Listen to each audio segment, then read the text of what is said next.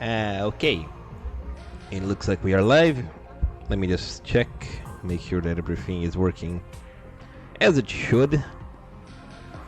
One momento.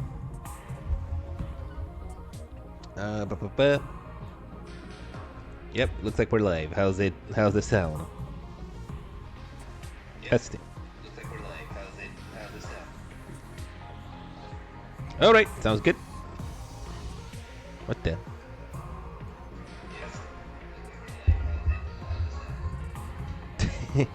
Hello.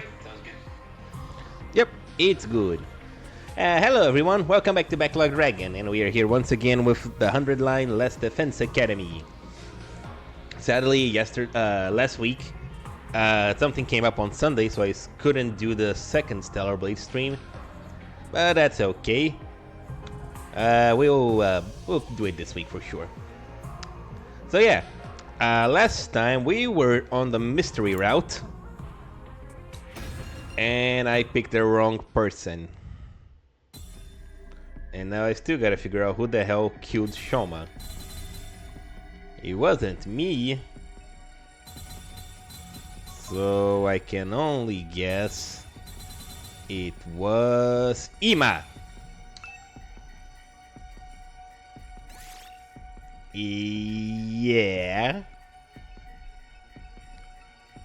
Actually, no, I don't think he was Zima.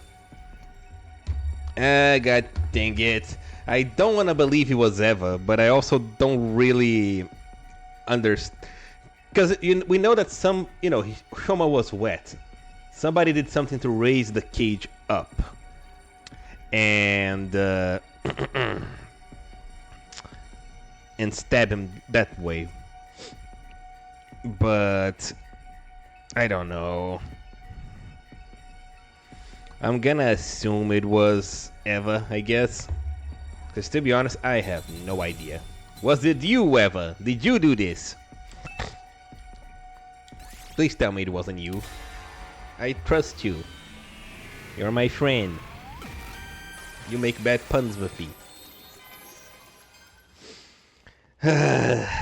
Alright. The real killer.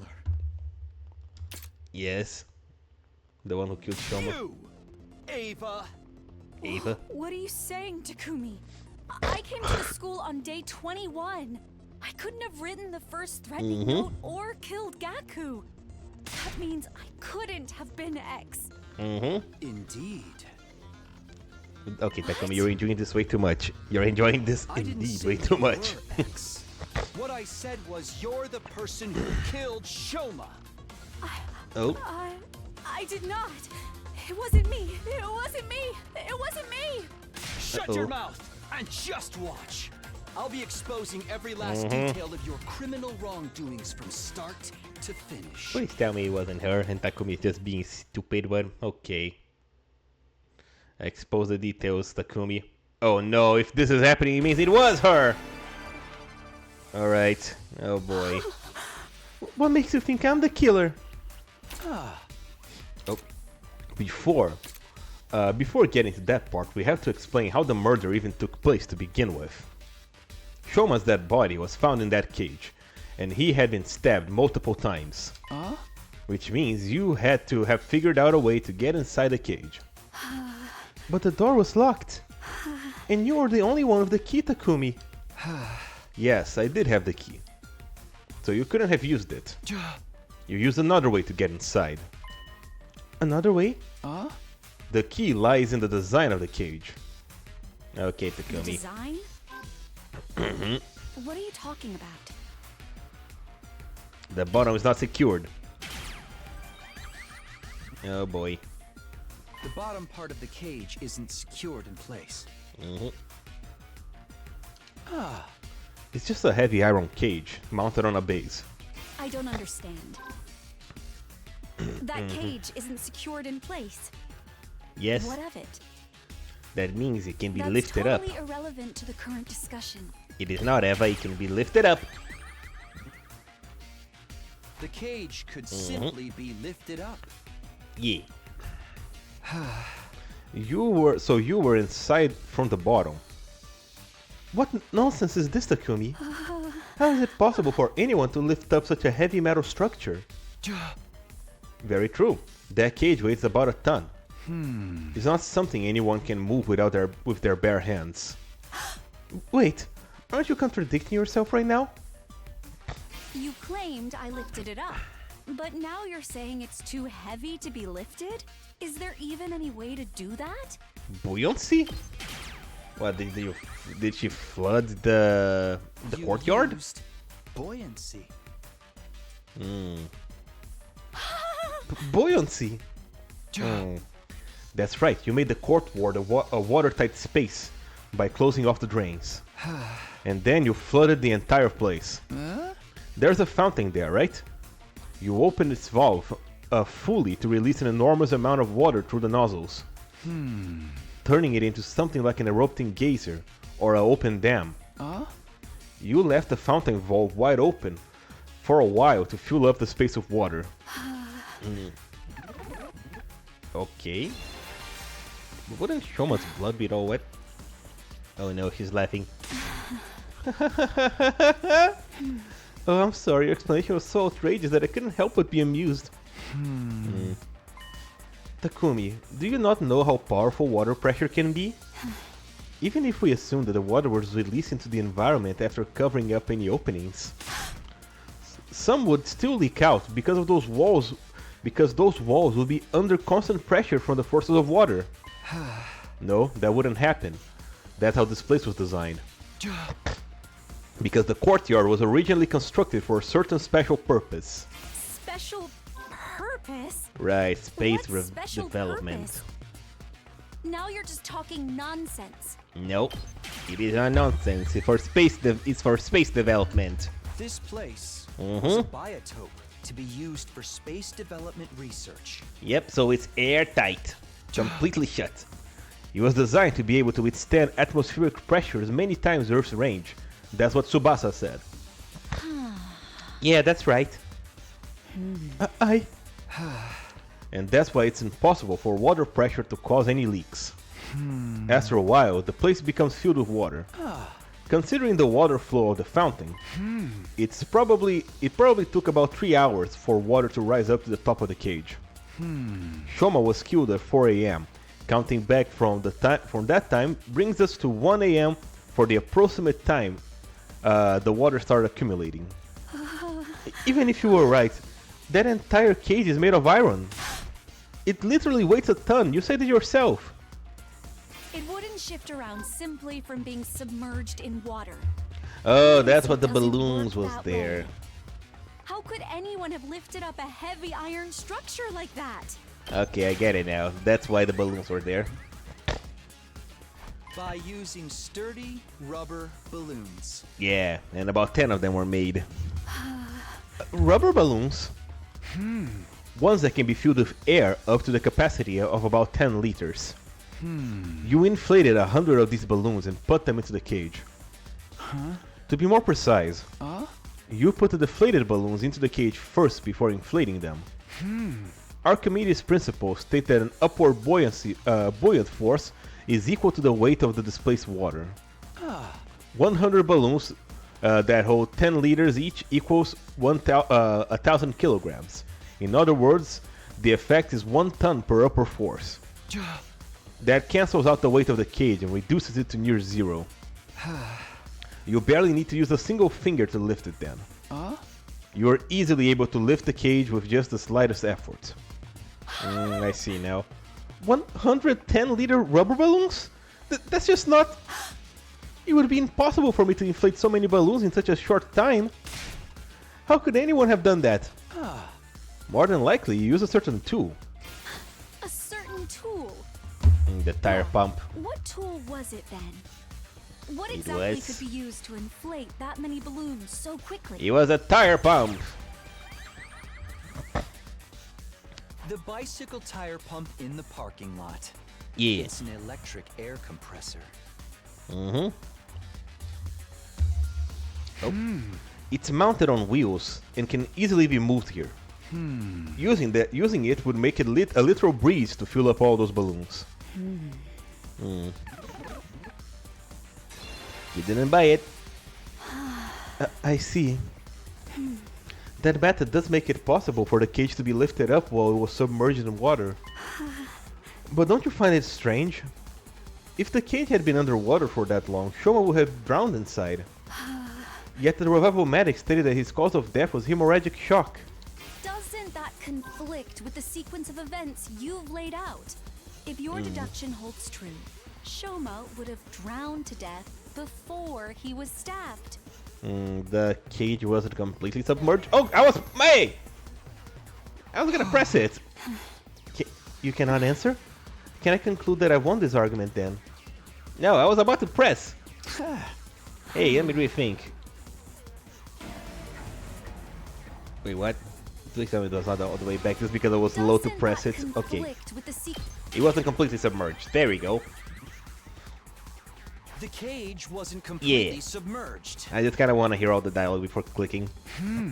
The water only had to stop just below the topmost part for the cage for it to work. Discharging water equal to the volume of the cage itself created the buoyancy force needed. Shoma kept his head above the water surface and breathed through his mouth, gaping and gasping air the whole time. You took this opportunity to lift up the cage while underwater, slip inside and stab him multiple times. What happened to the water in the courtyard after that? You opened the drainage walls to drain it away.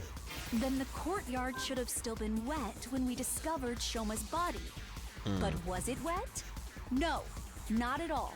Hot air blasts. Yeah, I remember that we talked about that. You used blasts of hot air to dry the place up. What? I mentioned it now that the courtyard was originally created as a biotope for space development research.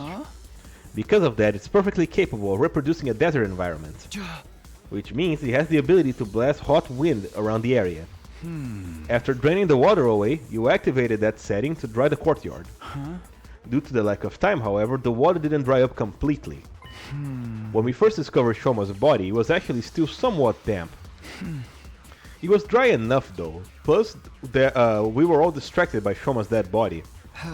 That is why we failed to notice the remaining wetness in the area. The only thing we did not notice was that Shoma's body was damp. Oh, we did notice it, sorry. Fine, I understand. This is utter foolishness. Let me surmise what you were trying to say. I went underwater, lifted up the cage, stabbed Shoma multiple times while he was gasping for air at the surface, and then I dove underwater again and turned the valve handle to open the drainage walls. Look, Takumi, I am neither a diver nor a mermaid. Even if I was an expert at holding my breath. A regular person would struggle to do even one of the things you're accusing me of. And Oh, the mask. underwater at that. Your mask. That's right. No. It's absolutely possible. I see. You used your mask, Eva. Hello, Slav. How's it going? I am not having a good time because I am accusing Eva and she apparently killed Shoma. And that makes me sad. Tsubasa told me about it. There's a miniature air tank in your mask. It allows you to use it as a sealed gas mask. You can breathe for up to 30 minutes using it like that. How are you doing? Yeah, I did say that. I never thought it would work underwater though. Uh-oh.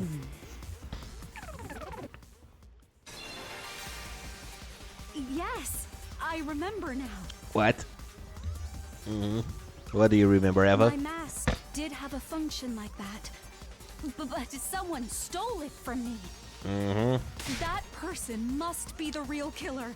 No, because the mask only fits your head. Yes, that has to be it.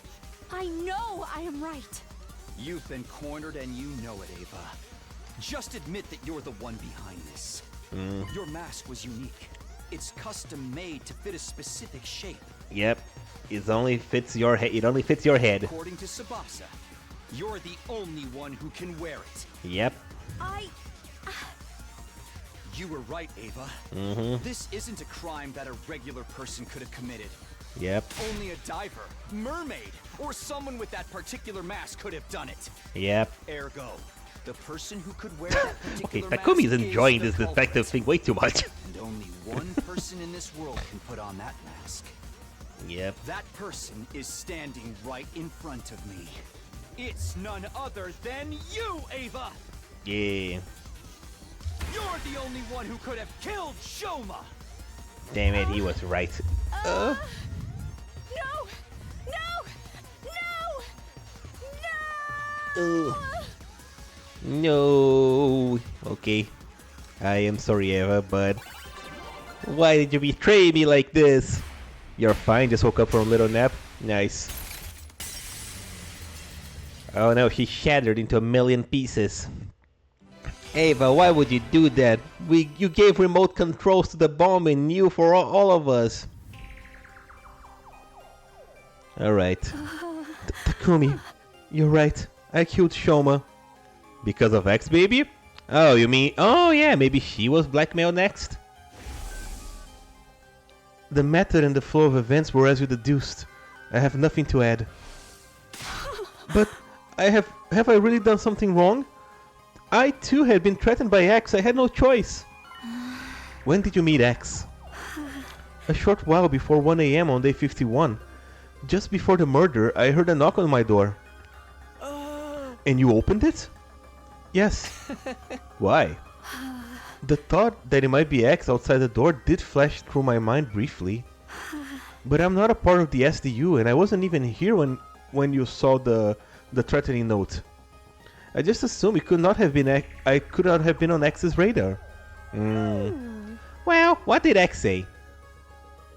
I have the remote detonator that will trigger the bomb inside your body. Oh. Here it is, in case you think I'm lying. Oh no, how did he get there? I'm Oh, going to give you some instructions now, but you don't I have see. much time. Follow my orders quickly, or else. I see. Should you go against me, or tell the others about my existence, I will detonate the bomb in your body Damn. immediately. Wait, what's going on? How did X get their hands on the detonator? Maybe they stole it from one of us? No, X said they obtained it through the proper channels. From Tsubasa herself. No. I duplicated the device and gave a copy to everyone. I'll pass you yours later, Takumi. I knew it was a bad idea to give one copy to everyone. Now we are 100% sure that X is one of us. No, I think you can remove me from that list. I passed the first detonator to Hiruko and never got it back. I haven't received a duplicate from Tsubasa yet. That is fair. Sir Takumi shall be taken off the list of suspects. Everyone else started scrutinizing each other with great suspicion, not daring to move their bodies, only their eyes. Hey, Eva, just one thing! Yes? X said that they blow you up if you told the others about him, right? Yes. And that's what you're doing right now!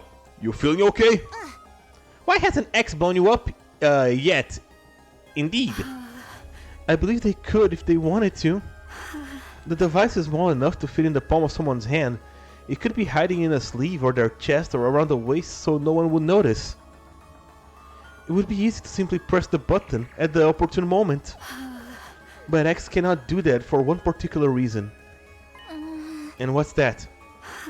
Takumi, do you remember what I told you about the bomb mechanism before? Yes, I remember. Anyone standing within a 25-yard radius that time will be blown to smithereens. 25? That makes a blast diameter the length of an Olympic-sized swimming pool. Basically the length of the entire courtyard! So that's why X isn't pressing the button. Because they'll be caught in the blast as well. And it's not like they can simply run away. Taking such action is as good as admitting that you are X. That's why X got her hands tied, huh? This is the perfect opportunity. For what? For us to get more information about X from Eva, since they can't blow her up. We can ask her anything we want. Great idea. Eva, do you know anything else about X? Their height, body shape? They were dressed in the same outfit Shoma previously described, and used a voice changer as well. So it was not possible to discern who they were by their looks and voice, but... But... Eva looked down. A short, hesitant silence later, she spoke up again. Wait, how X knows that? About the Actually, explosion? I figured out who X is. I don't know, but... Oh, did you now? What? Ooh. Oh. So, how do you figure that out? By their mannerisms. Their mannerisms? You know how some people will subconsciously touch their chin or play with their hair when they're thinking about something? Those sorts of mannerisms. They tried really hard to hide it, but of course I still managed to pick up on them. So? Who is X? Oh. All right. Go, I Eva. will tell you. Yeah. X is. Yes? The real identity of X is. Yes? Suddenly a sense of dread washed over me. My mind started working overtime as I went through all possibilities. Maybe X would really press the button now. Everyone thinks X won't do it because that would mean blowing themselves up as well. But if their identity was revealed, it would be the end for them anyway. They might even prefer to die with everyone in the blast over being caught and imprisoned. But in that case, why were they pressing the button now before Eva could reveal their identity? Were they banking on the possibility that Eva might say the wrong name? If she did, X could just sit back and watch the show without doing anything. If she really said X's real name, they could always press the button that time. Surely that's why X was adopting a wait-and-see attitude right now. It might be dangerous for Eva to say the name out loud. Even if she got it right, everyone would die anyway. Still, I might just be overthinking things. X could be hesitating simply because they were afraid to die. What do I do now? What should I do now? There was literally no time to hesitate any longer. My final decision was... Let's hear her out! Okay, gotta decide. Let Eva talk or stop her. I say, no! Don't shut Eva up!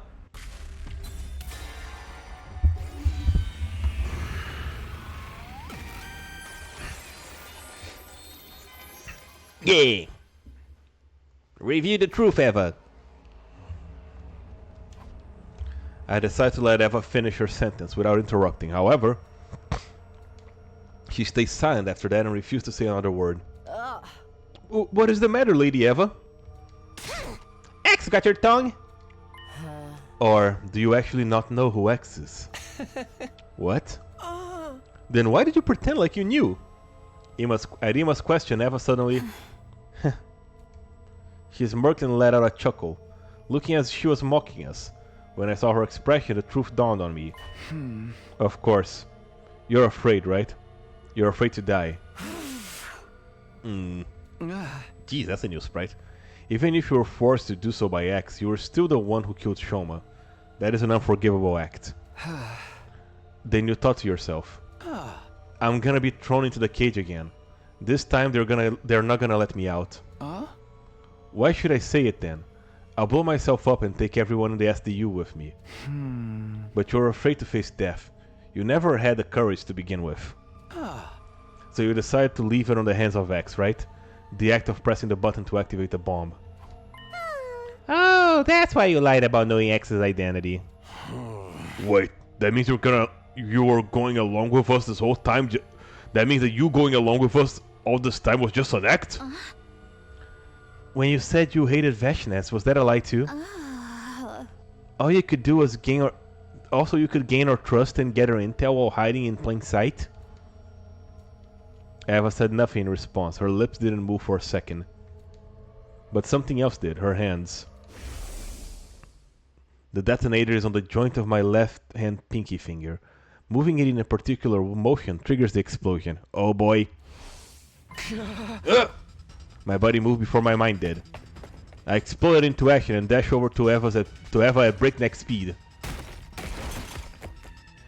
I grabbed her left wrist and shouted loudly. Get away, everyone! Oh. At that, everyone made a mad scramble for the exits. Oh no! Right after that, Eva grabbed my shoulder and forced me to face her. As I did, I raised my foot and... I found myself raised her foot, and I found myself being kicked away. I landed near the exit, where there were 5 other people. They had just reached the gate and were not yet outside. The other 5 had rushed to the exit on the other side and were about the same distance as well. I quickly stood up and looked in Eva's direction. She pinched her little finger and said, Is this the courage you said I didn't have? "Oh no." She pulled her little finger without a trace of hesitation. Oh no! Eva, you betrayed me once again. I trusted you. Why? Why? Day 80? 5 days later? It was day 75. Ah, damn it. Time to rise and shine. It's day 80. Damn. I was already so used to waking up and finding out that I missed a bunch of days that I was more surprised by the fact that I was somehow still alive. Come to think about it, I seem to recall someone pulling me back with great force just before the explosion. That could be why I survived. I wonder who saved me. I didn't see who it was, but I remember a lavender fragrance. I can think about that later. Is everyone okay? I stood up from the makeshift bed, pulled up the curtain divider and stepped outside. And then... What do you mean Tsubasa and Moko are gone? Exactly what I meant! They were both missing when I woke up! You were the last tree on watch last night, right? Yes, but halfway through my shift I felt a pain in my neck like something had prickled me. Somebody must have jabbed me with a stolen anesthetics because I blacked out immediately. And when you woke up, they were both gone. That's what I've been trying to say! Oh no, at this point... It was at that point that everyone finally noticed I was awake. Sir Takumi, I see you decided to rejoin us in the land of the living. 5 days no see. Like 5 days no see? Oh! Pretty fast, all things considered. Yeah. Shouldn't we be looking for Tsubasa and Moko? Yes, the 9 of us will split into groups of 3.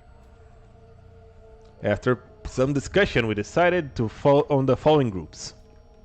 Group 1, me, Nozomi, and Darumi. Group 2, Takemaru, Kurara, and Kyoshika. Group 3, Hiruko, Yugamo, and Ima. Let's go find them. Damn, I can't believe we lost Eva again. And thus we embarked on the search for Tsubasa and Moko. We visited every place in the school to see if we could find any traces of them. However, they're nowhere to be found. It's already been an hour since we started looking. Suddenly we heard a strange voice coming from the schoolyard. Bad news! Team Sakumi and Takemaru, can you hear me? If so, come to the parking lot right now. We gave each other knowing glances before rushing towards the stairwell together. What the? Are we gonna find somebody dead? Takemaru's team was already at the parking lot by the time we arrived. Have you noticed the red and green color side on Takumi? Red and green color? What do you mean? When there were a few trees near the parking lot. Also, I'd never seen this place before. Hiruko and Takemaru's teams were standing agape at something near the top of them. Oh boy. Dread started to pull on the pit of my stomach. Oh no! I turned slowly and cautiously to look in the direction of their stairs. What I saw was... no! No! No! No! Damn, this one is spooky. It was clear that they were both dead. Blood drained from their faces, and I felt sick to the bone. Now 5 of my friends are dead. I didn't know how my heart wasn't breaking apart. You are used to it at this point. Somehow I held myself together and said, Help me lower them to the ground and move them to the infirmary. probably too late.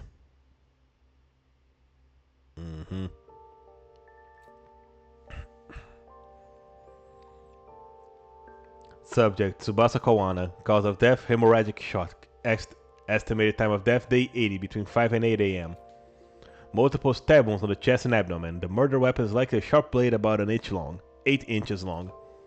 Too much time passed since death. Insufficient cryptoglobin to present in body. Impossible to revive. Subject, Moko Mojiro. Cause of death, hemorrhagic shock. Estimated time of death, day 80, between 5 and 8 a.m. Lacerated carotid artery. The murder weapon is likely a sharp blade of unknown length. Too much time passed since death. Insufficient cryptoglobin present in the body. Impossible to revive. Damn. After everyone had the chance to view the monitor, the mood in the room turned utterly gloomy. Damn. We silently moved our bodies to the morgue.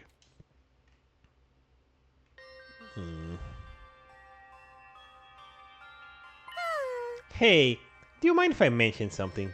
Huh? Go on. It's something I noticed about Tsubasa's back. She's got her heart stolen like the others? Wait, how did you know about the hearts being stolen? Oh. I decided that it was not something worth hiding and told them about it. Right. But I don't think the cases are related. Neither of them had their backs cut open. Then what is it that you want to tell us about Tsubasa's back? I noticed when the hem of her blouse hitched up and we were moving the body just now. Narumi walked towards Tsubasa's body and removed the sheet that was covering it. She turned over the body and pulled the blouse up so we could see a strange thing on her back. Huh. 2. I think so. It could have been a Z or an N as well, I don't know. Huh? The mark is small enough to be completely covered by a hand. Huh. Not located in the center, but more towards the left side of the spine. Huh? This is indeed curious. The purplish color even makes it look like a bruise. Oh! What could this number mean? Nobody had an answer to that. We checked Moko's back as well, but there was no markings at all, let alone one that looked like a number. After that, we turned them both back around, closed our eyes, and put our hands together to pay our respects. Moko, Moko, Moko. Nozomi clung onto Moko's body and wept bitterly. Her anguish choked and sobs reverberated throughout the hushed morgue. Yeah, that is heavy. Ay, ay. Night soon fell, and bedtime approached. Kurara suddenly brought something up. A number like a test subject? Maybe. I found this on Tsubasa's space. Can you guys take a look at it? The organic life detection device. 9. Same as the number of people here. Ain't it about time that you just showed your hand axe? You're one of us here, ain't you? No criminal in their wrong mind would happily come forward to identify themselves when asked. How about this, Axe? Fess up and I promise not to throw your sick little ass in jail. So come on, help us out here. Are we the only one? Are we only talking to Axe right now? Say what? Axe instructed someone to kill Kako and Shoma. What if it was at the same time? No, what if it was the same this time? Hey, don't go putting weird ideas in my head. You're basically saying that there are two killers among us. Whatever the case, we should probably be sleeping together. I agree. X will still have some of that anesthesia. X should still have some of that anesthesia left. Another option is to increase the number of people on watch, but it probably is safer for everyone to just sleep on their own rooms. What do you think, Takumi? I folded my arms across my chest and thought long and hard about that before saying, yes, going back to sleeping on our own rooms might be the better option at this point. Why? Takumi, you're supposed to be smart in this route. When you have to make a choice, there's a red and green arrow around Takumi. Oh, I didn't notice. On the condition that nobody opens their door until morning announcement. Are we clear on that? I guess if you put that condition and don't let anyone into your room. Ding dong, bing bong. Up and Adam troops, get ready. I didn't black out despite having gone through so many stressful events yesterday. I didn't know why. It wasn't like I had been cured from the fainting disease. During the day, we split into groups to investigate the deaths of Tsubasa and Moko. What the? I'm pressing the button, but... Alright, suddenly my Xbox controllers are responding to me.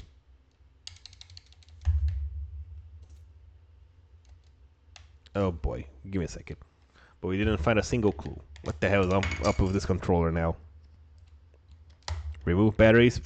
Put them back in. Turn the controller on. There we go. Alright, back to it's working again. Soon the sun started to set. Darkness took over.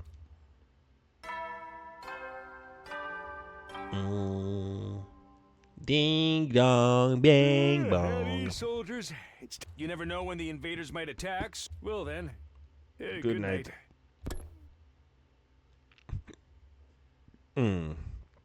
It happened right after the bedtime announcement. Don't open the door, Takumi! The sound of the doorbell sent a chill down my spine. Was it X? Were they here to get me? Those thoughts raced through my mind as I gingerly made my way to the door. You just said to never open the door! Where I was greeted by a familiar voice on the other side. I know what you're thinking, Takumi.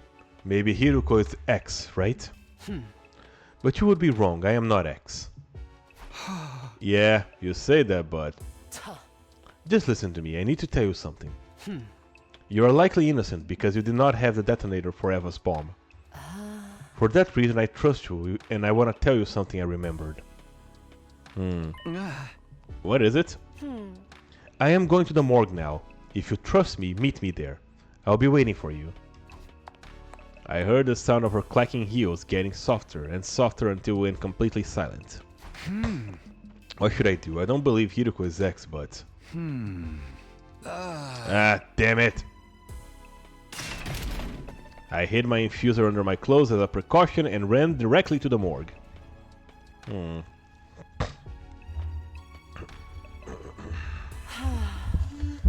I've never met an idiot as stupendously naive as you. Did you even consider that what would have happened if I was really X? But you said you weren't. Only a gullible idiot would believe a potential suspect would believe that a potential suspect is not a bloodthirsty serial killer simply because they said so. I gritted my teeth in frustration and then said, Anyway, what is the thing you remembered? I saw it during the Gi route. I see. Hiruko walked over to Tsubasa's dead body without a word. She stopped in front of the body and removed the sheet. She then turned the body over before lifting the blouse up. It is that strange number we saw yesterday. What about it? This is her Livor Mortis code.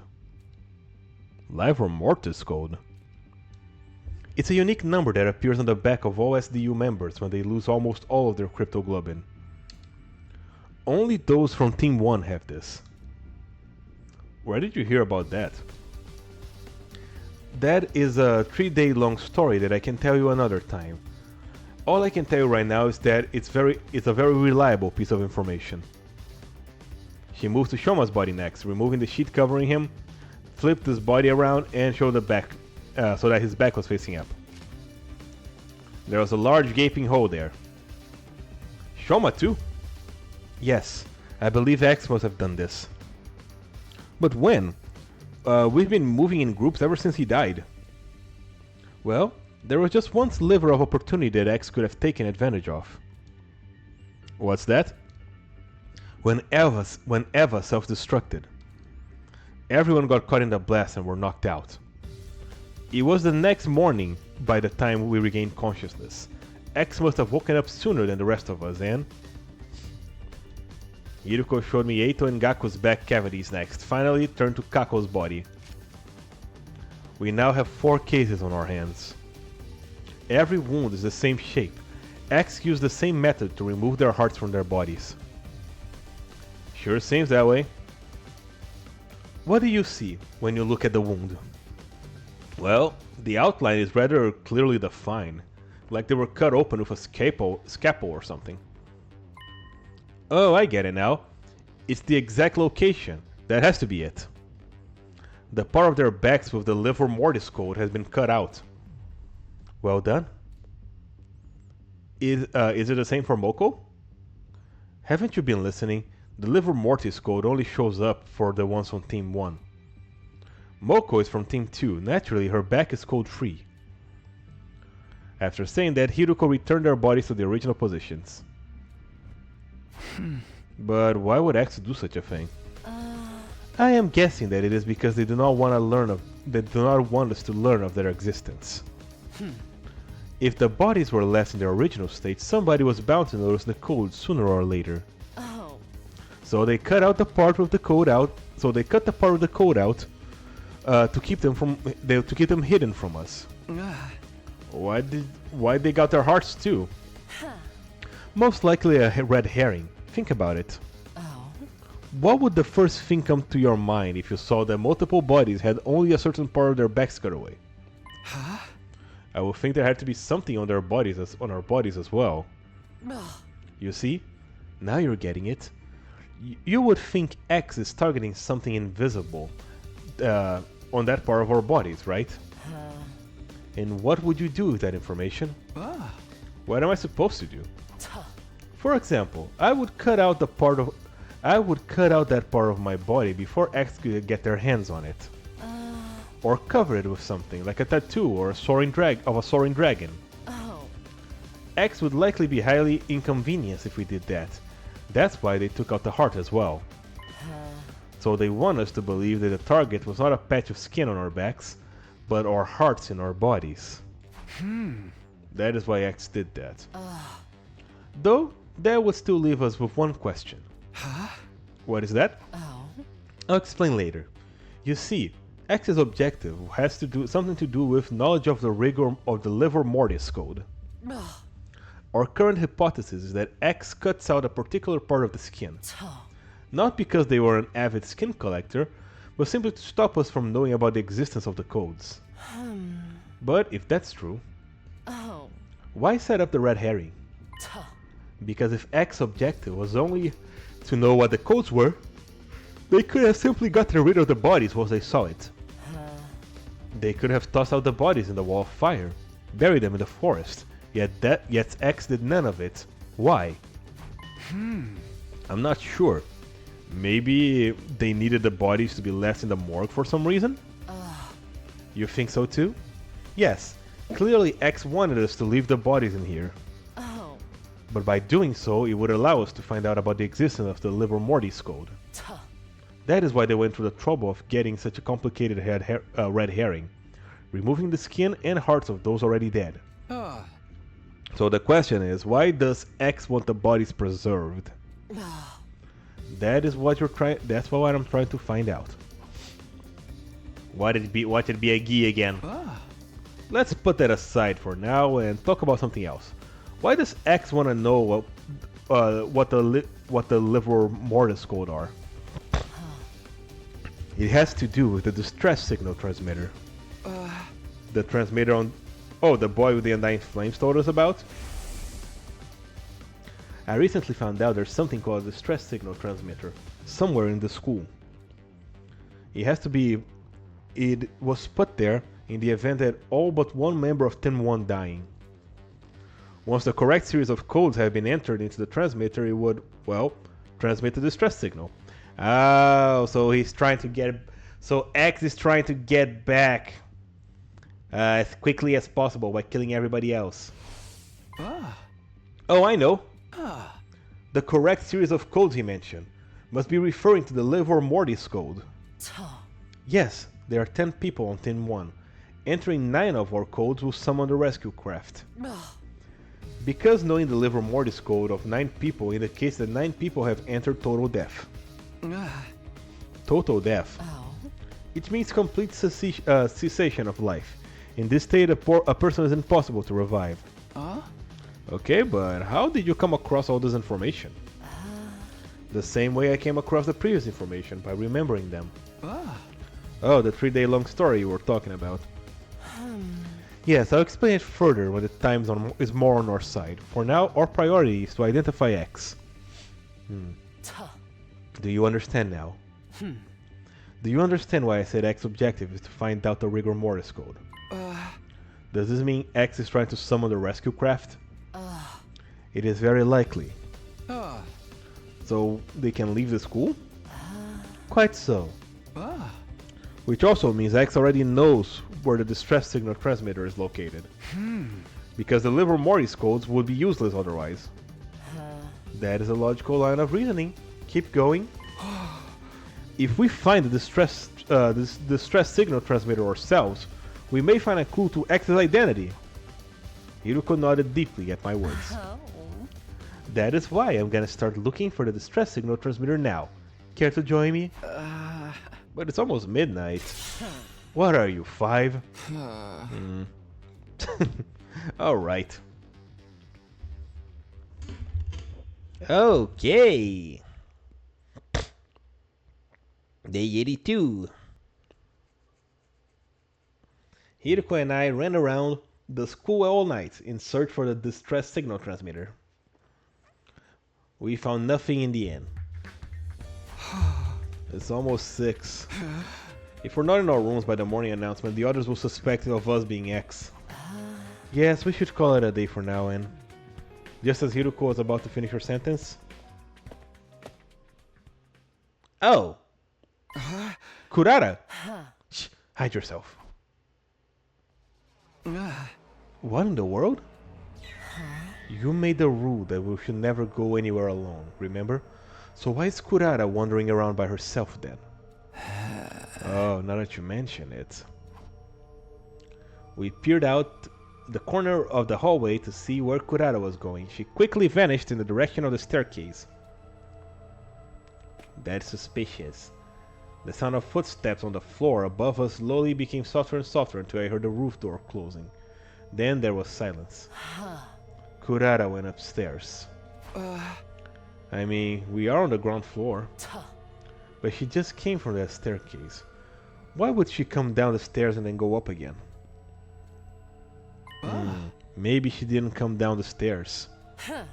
What are you saying? We started investigating the area around the staircase, groping around the wall surface to see if I could find anything. And then... Oh? What is this? Oh! A secret door. Kurara? Let's see what's inside. Yes. Is Kurara our criminal? Behind the door was a staircase leading to a pitch-black darkness. Kudata didn't come downstairs. She came up from here. Oh. So, at the end of this staircase... Yes. There's something to be discovered for sure. Let's go see. Yeah.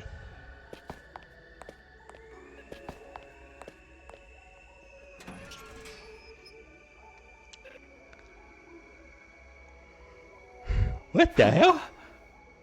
This place! I cannot believe we're still discovering new places in the school on day 82. It's freezing here. Your own funny jokes made the heat in the room shrivel up and die. I don't recall making any jokes. There's a device of some sort in the middle of the room. We should check it out. Hiruko and I approached the device and stared at the display monitor. Is this what I think it is?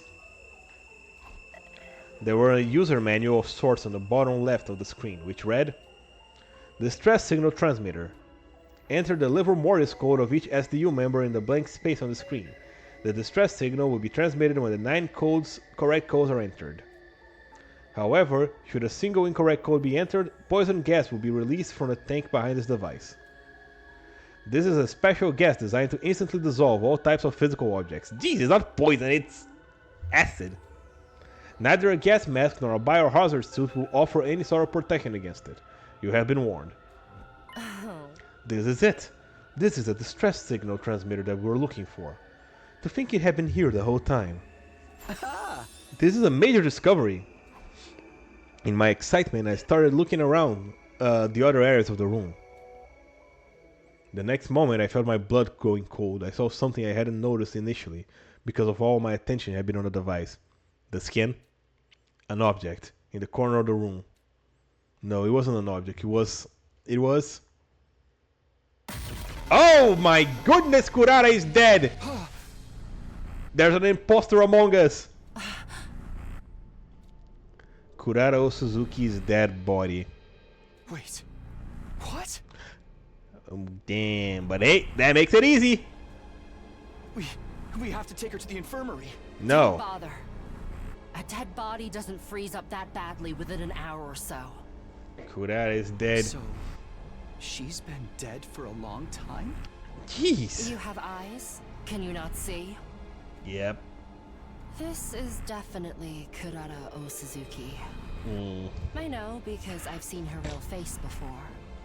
The one beneath her usual tomato head mask. Well, that makes it easy at least. I've seen her face before too. On that note, do you remember who we just crossed paths with? The Kurata is fake. Someone dressed like Kurata. But the real Kurata is here.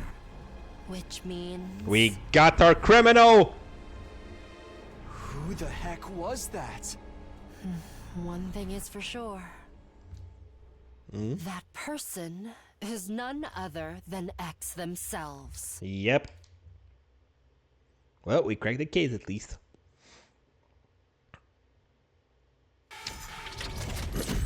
Locked? Oh. Oh. Well, that is new. I have arrived at a story lock 3. I will not be able to progress without meeting certain conditions. Conditions reach story lock 2. Well then. Alright, thanks Uchikoshi. I know that this is you. I mean, I got another route here if I pick somebody else, right?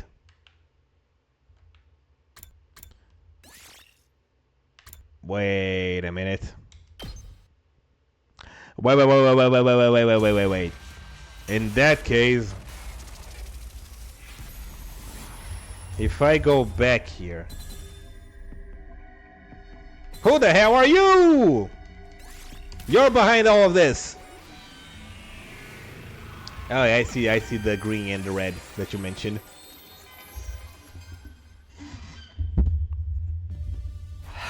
The real killer is you, Kurata Suzuki. Ha! You're a facetious freak. Like I know how to. I'd like to know how you think I did it. Very well. Allow me to explain. What you did was, you know, it's all very simple. You were. This guy's stinking to high heavens. Of course he is. He's act after all. Hey, now that I think about it, nobody got attacked whenever he was unconscious, right? Maybe he's trying to frame someone else to make the rest of us let our guard down. No, Takumi! Use your memories! After that, he'll tell us that there's no need to travel in groups or sleep together anymore and then commit the next crime. So he brought this matter up in a futile attempt to shift the suspicion away from him. It does make sense. Yes, it does indeed. Oh no. You leave us no choice but to lock you up. Wait, this is a mistake. I was just... Well then. That didn't work. In the end, I was detained by the others and locked inside the cage in the courtyard. What possessed me to even say that? I couldn't remember. But it was too late for regrets. I had no strength left to even sigh. Only a little while later, my consciousness fled from me. Eventually, Takumi stopped thinking. Day 100? I had no idea how long I was unconscious. When I next opened my eyes, I saw the cage had been unlocked. Unsure of what that meant, I pushed the door open nervously and stepped outside. Only to notice that someone was lying in the cage next to mine. I ran over to see who it was. Ava. No! I didn't even have to check. She was clearly already gone. The cage was unlocked. I went inside and touched her arm. It was deathly cold. She had been dead for at least a few hours. What's going on here? Damn. I stamped down my disquieting thoughts and quickly started searching for the others. Next destination was the library. As soon as I entered, I saw... Yoshika! Damn. I checked her body. She wasn't breathing and had no pulse. Judging from how cold she felt, it seems like she died a few hours ago as well. Thinking everyone might be in their rooms, I proceeded to the roof. It was eerily silent all around. There was no signs of life anywhere. Still convinced there had been somebody around, I opened every door to check. Takemaru's room, Hiruko's room, Darumi's room, their rooms were completely empty, abandoned. Kurata's room was next. I went inside to glance, and my glance fell on her bed. Lying there was... No! Kurata too! But how long was this Kurata here? I checked her body. Like Evan Kyoshika, she was cold to the touch. No, wait. Maybe... Clinging to a ray of hope, I decided to move Kurata's body to the infirmary. But... Damn, why Kurata... Too much time had passed since death. Impossible to revive. That's what the monitor would display. I had a really bad feeling about this whole thing. Dark despondency pooled and coagulated in the pit of my stomach. But it's fine. It's gonna be fine. That's what I keep telling myself as I continue searching. I checked every room on the second and third floors, and then any other rooms I could check. I didn't find anyone. 1 second. Finally, I reached the first floor. Upon stepping inside a mysterious room with no name, I saw... Yugamu. Oh. There was no need to even check his body. I could feel an eerie chill crawling underneath my skin and spreading to the rest of my body. Ooh. The last place I visited was the garage. I pushed the door open and cautiously stepped inside. And then... Damn! They were like in a meat grinder. Like in a... What do you call it? The meat place? A butcher house. When I finally registered the scene before me, I thought I could hear the sound of my heart breaking apart. I felt nothing, not even sadness or despair. I simply turned over the bodies mechanically and motionlessly. Takemaru, Ima, Darumi, and Tsubasa's hearts had been removed through their backs. Acting on a hunch, I peered underneath Hiruko's clothing and checked her back as well. There was a large empty cavity there as well, just as I suspected. And I was no longer capable of reasoning this through. My mental faculties had been taken over by a thick, impenetrable fog. Okay. That didn't work. Stepping outside, I wandered around aimlessly for a while before coming to stop in the schoolyard. I stood rooted to the spot in a daze for quite some time, and then a passing soundless breeze blew past me. As I looked in the breeze, a slight sense of suspicion flashed through my mind. How many dead bodies have I found? 1, 2, 3, 4,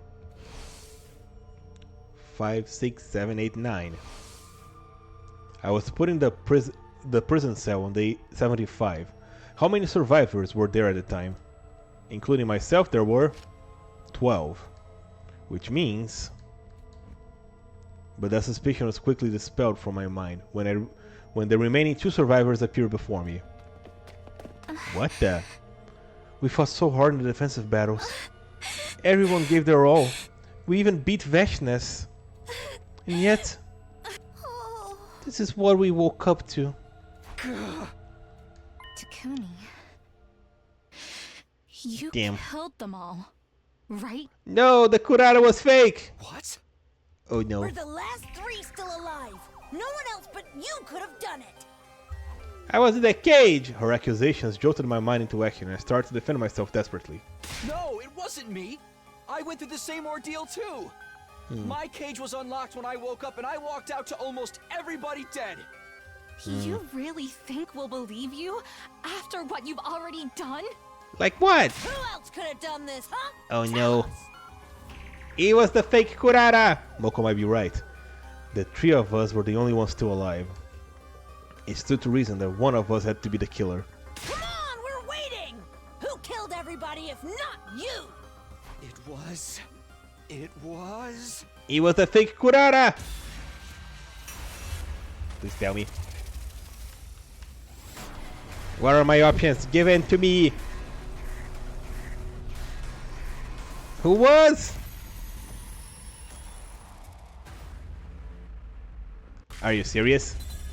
I have three up. God damn it. Oh my god. These are all. I know that these are all the wrong answers. Because we know about the fake Kurara. God damn it. Moko. I know it wasn't any of them. I guess I just gotta go through them and see what happens. You! Moko Mochiro! You killed everyone. It had to have been you. There's no mistake about it. No. No. What the?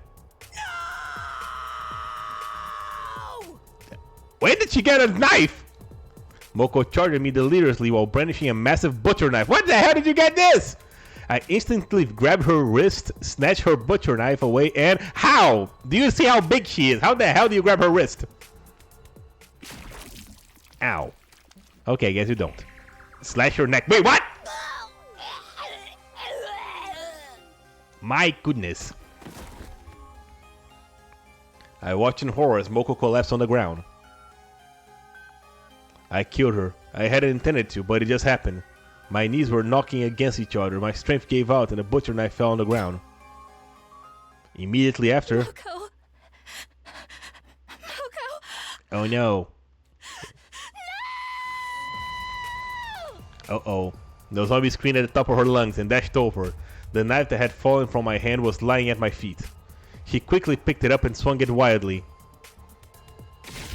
Ow. Ow.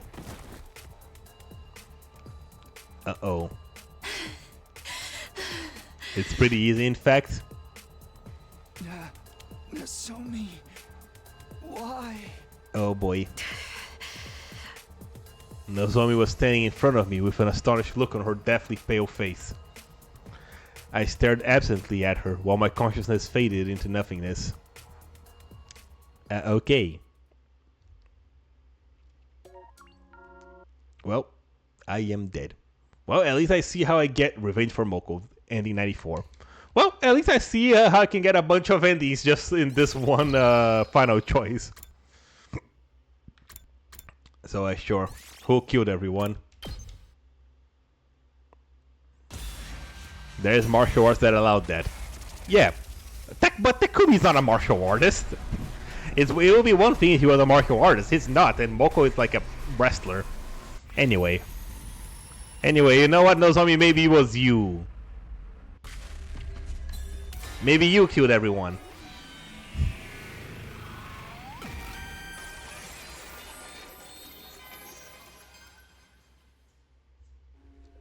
I'm sorry, Nozomi, but you're the only one who could have done this. Yeah. How? How could you even say such a thing? It wasn't me. It really wasn't me. No, forget it. I don't care anymore. Everyone died like that. So I... What? Jeez! She suddenly screamed at the top of her lungs and ran towards the wall of fire. Wait, oh no! Nozomi! I quickly followed her. Before long, we reached the wall of fire. But Nozomi did not slow down. She continued running at full speed, right into the wall of fire. No, boy! No! Damn. This wasn't what I wanted. All because I made that accusation. Because of me, Nozomi. Damn. No, wait. It's gonna be fine. I may still be able to make it. I'll save Nozomi. I'll drag her out of the flames and... My body was already moving before I could finish the thought. I launched myself into the fiery flames. The very next moment,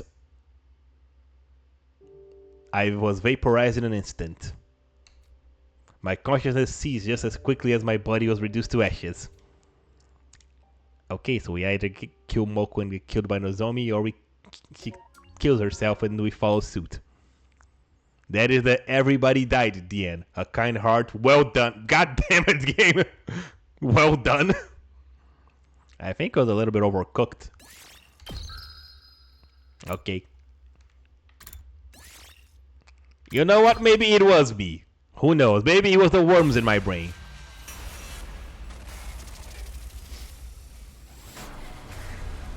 Maybe it was the psychopathic alien killer worm that has imprinted itself into my brain in another timeline. There, it was me. How'd you like that? I did it. No, it's the data. You know what I mean. It's a lot easier to say that it was the worm of my brain. I probably just didn't remember it. Oh. Because there's no other way. There's no way either of you could have done that. All that. That means you must be right. It was me. I must have killed everybody somehow, without being conscious of it. I slumped my shoulders and I hung my head weakly. Immediately after, Oh. I knew it. As Moko said that, she reached behind her and took out a large butcher knife. Damn. Does she just carry that around? The next thing I knew, I was staring at my nude body, arms drooping lifelessly on both sides. Jeez! Huh? How am I able to see my own body from this angle? That's the last thought that ran through my mind before it blacked out completely. Okay, so we just get beheaded by Moko, okay. Well. Mystery route terminated, Sumino. Well, we are now 20 endings in, yay! Anyway, that didn't work. You know what if I go back and say that Kurara did it? Who killed Kako and stabbed Shoma? I mean, we know it was Shoma, but... Okay, this story lock is still locked. Yeah, I gotta reach story lock 2, but I haven't got a story lock 1. Alright, let's shut Eva up this time then.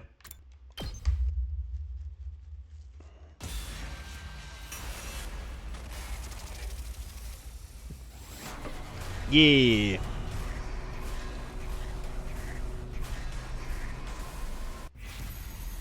Eva, wait, don't say nothing. If you don't have truth to review, just stay quiet. You broke my heart too many times already, woman. It's your future. Ava, stop! Don't say anything. Oh. Hey! What are you up to now? Shut up, you're not Kurara. Wherefore have you stopped her? I explain my reasoning to the others.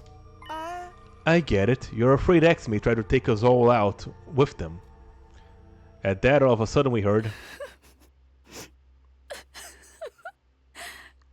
Eva?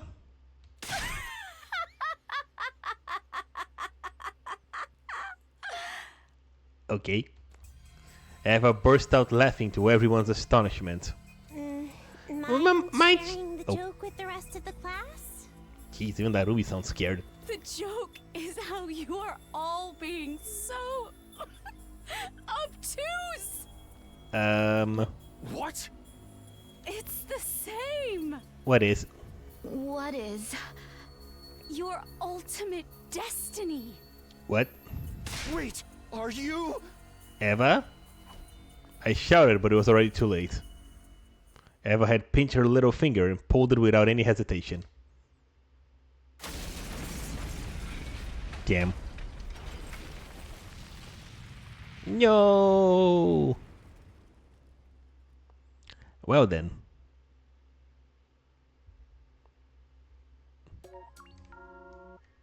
Okay. Mystery route, pinky promise. Jeez. Well, that was a quick one. Okay, I guess I gotta go further back then. Yeah, we got all here. Who killed Shoma, Takumi, Other. Okay, Eva. Alright, so this is if I accuse literally anybody else. In that case, we gotta go all the way back to... I guess getting it wrong. Before the second. What the heck was that? Eva just blew herself up and killed all of us. That's what that was. It was you, Kurata. You're the mastermind behind everything.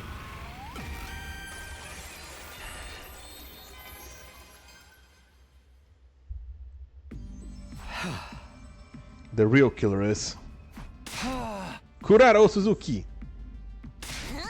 Excuse me? You gotta have a screw loose or something. That's not possible, Takumi. Remember what we saw in the drone footage together. The bends in the ventilation shaft are too narrow for someone of Kurata's size to pass through.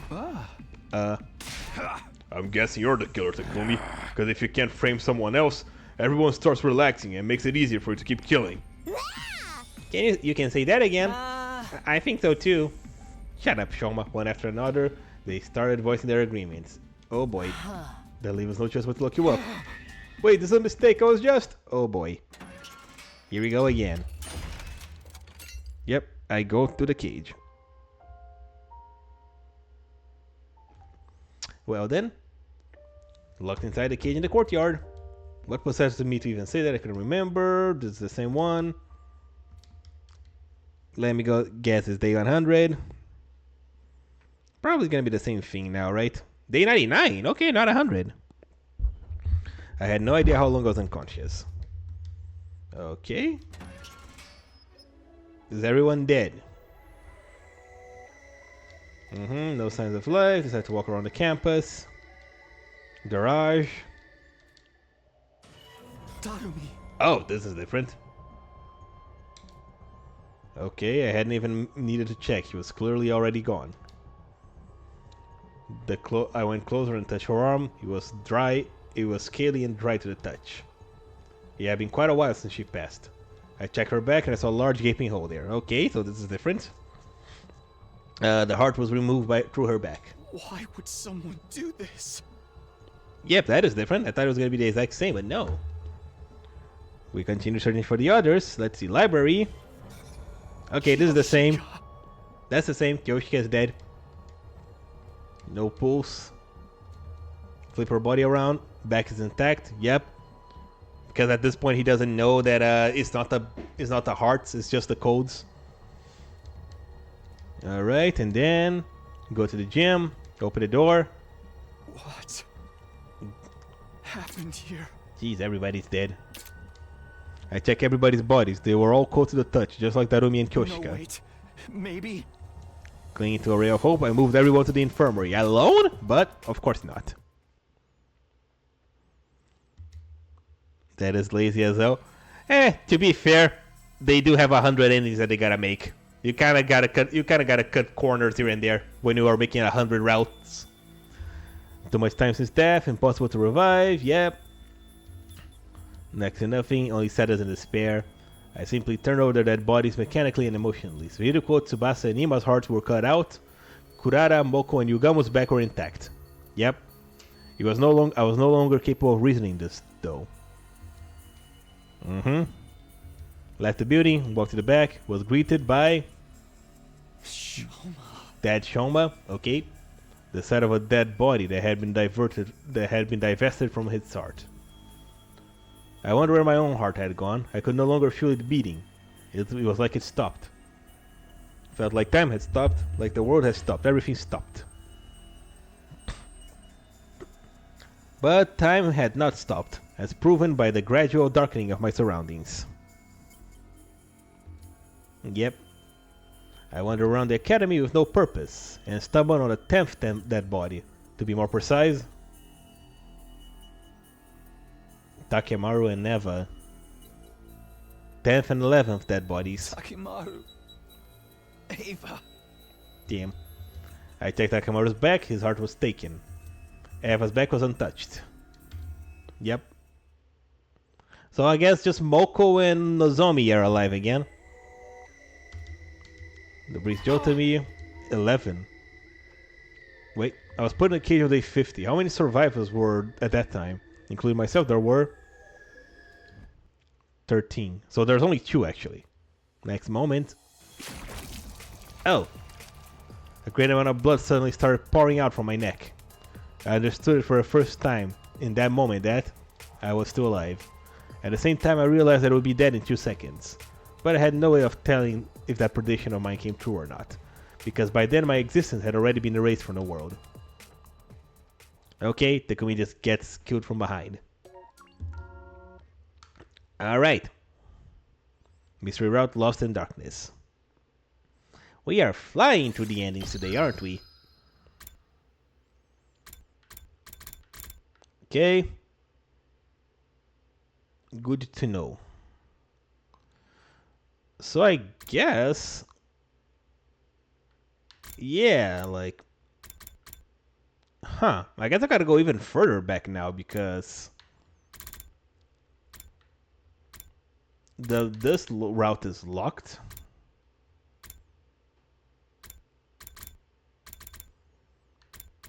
Yeah, if I shut up, even if I shut up Eva, the ending, it ends. All right, I guess we're going further back now. Huh. All the way back to here. Join the invader hunt. Oh, really? Huh. Wait, when did Eva join the story? The team here. Oh, she joins us on day 40. Okay, I guess I gotta go to a different route. And it's not called the mystery route, it's a different route altogether. Alright, I guess Tarumi got her wish. As they say, it's killing game time!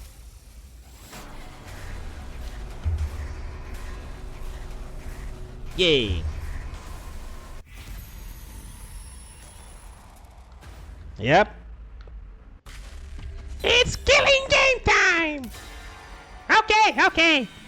I can't do it out of your voice. My voice is too deep for that. I think I'm going to join the game. Yep, let's play. Feeling determined, I voiced my intention to participate. Will you all join me? This invader hunt. Oh, no. Have you lost your mind, Mr. Sumino? Participating in a shady game like this would just make us, like Mr. Maruko, jump into the fire and getting stabbed for it. We might end up getting slaughtered like Gaku. I know it could be dangerous, but I think ignoring the invitation would be even more dangerous. We ought to accept despite the risk. Hey Takumi, let's think about this rationally. Who knows what kind of monster is behind us? Anything could happen if we join some insane game like this, man. Hey! The more I understand the risks of participating... I more than understand the risks of participating, but I still want to know. I want to know who killed Gaku, and I want to know who put us in this situation. I thought things would be different without Eito secretly manipulating us, but apparently I was wrong. Someone had destroyed Sirei. You did! And killed Gaku, all in the space of one night. Okay, that one wasn't you. Gaku's death plunged us all into paranoia, and we haven't been able to come together since. Who could possibly be doing this? Everyone, please, I'm begging you. Even if it's just this once, go along with me.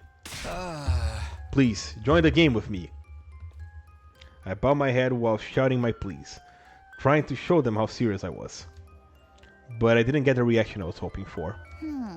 Sorry, Takumi, I can't. It smells like a trap to me. I'm out too. There's something so vulgar about using a game to encourage murder. A group of strangers all killing each other without any love behind it. There's no better than a hedonistic orgy. Huh? Did someone say orgy? What? That Kyoshka? Oh, simmer down, you stupid perv. I'm out too. The audience hates to see a team turn on each other like that. My life may be worthless, but if I die, I won't be able to see my dog Leo again. Oh boy. This is bad. This is really bad. At this rate, I'll be the only one playing. How do I convince everyone that this is the right move? What do I have to do? Before I could say anything more... Are you kidding? Sign me up! Well, what? Of course. I guess this is gonna be the Darumi route. I'm gonna play the game, obviously. I mean, duh. Yeah! Obviously, a killing game is about to go down either way. Finally, the god of killing games has smiled on me and broken the chains binding me to this pitiful, tedious life. Yo!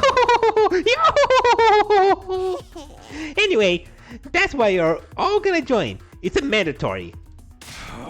Yeah, right. I'm not freaking doing this. We can't start killing each other. We're here to fight the invaders. Excuse me. If you guys keep acting like such wusses, I won't get my killing game.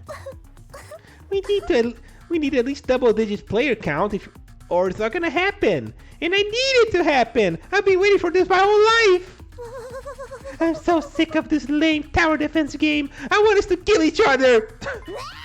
Do it! Do it! Do it! We're all gonna do it, right? Darumis vociferously urged everyone to play. But the more she insisted, the more it turned everyone off. What utter foolishness. I'm not entertaining this nonsense anymore. Now the question is, when does Kurata get replaced? Disgusted, Kurata left the classroom. The others followed soon after. If you want to kill each other, do it by yourselves. I won't stand for this. Sister Dearest and I are going back to our rooms. I've always wanted to storm out in a dramatic huff like this. So cliché. Well, in the end, the only ones left standing in the classroom were... Hiruko? What? What's wrong with them? Not playing like defies the laws of nature. Oh, hello, Remake. Myself, Darumi, and Hiruko. You missed quite a lot. Hiruko, you're gonna play too? I'm shocked. I didn't think you'd have any interest in something like this. Don't misunderstand me. I have no interest at all in the game myself. I just want to make sure. Make sure? Hiruko felt silent, refusing to elaborate. She does tend to be secretive. Well then, the three of us will meet in the leisure lounge tonight. The message said anyone willing to participate should gather in the leisure lounge at 7 p.m. Well, what you missed is... I did choose Eva, but then what happened... And you were right, it was Eva and she was being manipulated by X. But then what happened is... She was gonna tell us who X was. And if I tried to shut her up, she blows herself up. And if she keeps talking, turns out she was lying. She didn't know who it was and she tried to blow herself up, but we escape. And then we find Moko and Tsubasa dead days later, on day 80. And Hiruko and I start investigating and we find out that there's a code on the back of Tsubasa's body. And turns out that all members of Team 1 have a code on their bodies. And that code... it's what is necessary to activate the rescue shuttle. You know, the one that the Undying Flames boy said that comes to pick you up. If everybody from Team 1 except for one person dies.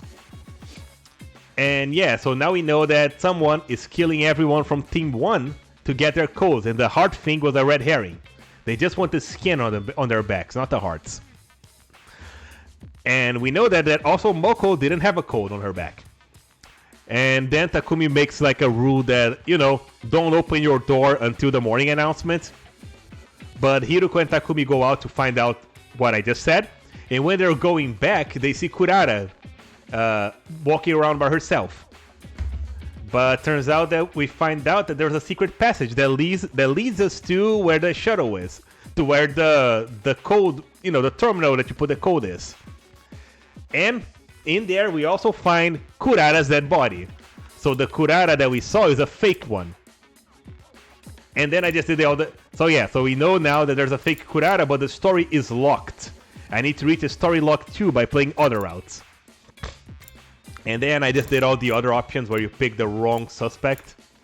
And they all end in Takumi dying, but now we have 21 endings. So I went all the way back to day 25 now, and it's killing game time!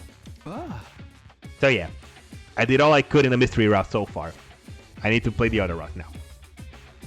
Well, with so few participants, it's entirely possible the game will be cancelled.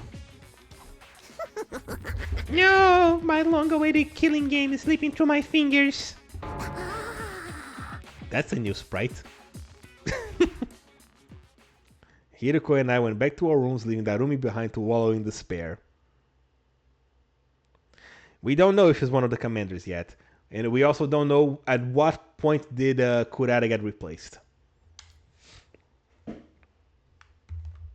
We're back now to where it went right after Gaku was found, and we got the killing game thing. Maybe it's that odd, the person that we still don't know who it was in the diving suit. An invader hunt. I was lying in bed contemplating this mysterious game that we were supposed to play. Why would whoever wrote the message invite us to join a game? What kind of game did they have planned? Or was the announcement itself a trap? I was racking my brain, unable to figure out any possible intentions behind all this, until suddenly, Dingy Dongo! A visitor. Oh, hi Darumi. I opened the door and came face to face with Darumi. Hi. Huh? Darumi, what's up? Hey, why aren't you saying anything? Darumi continued to stand there, not speaking a single word. She's just standing there menacingly.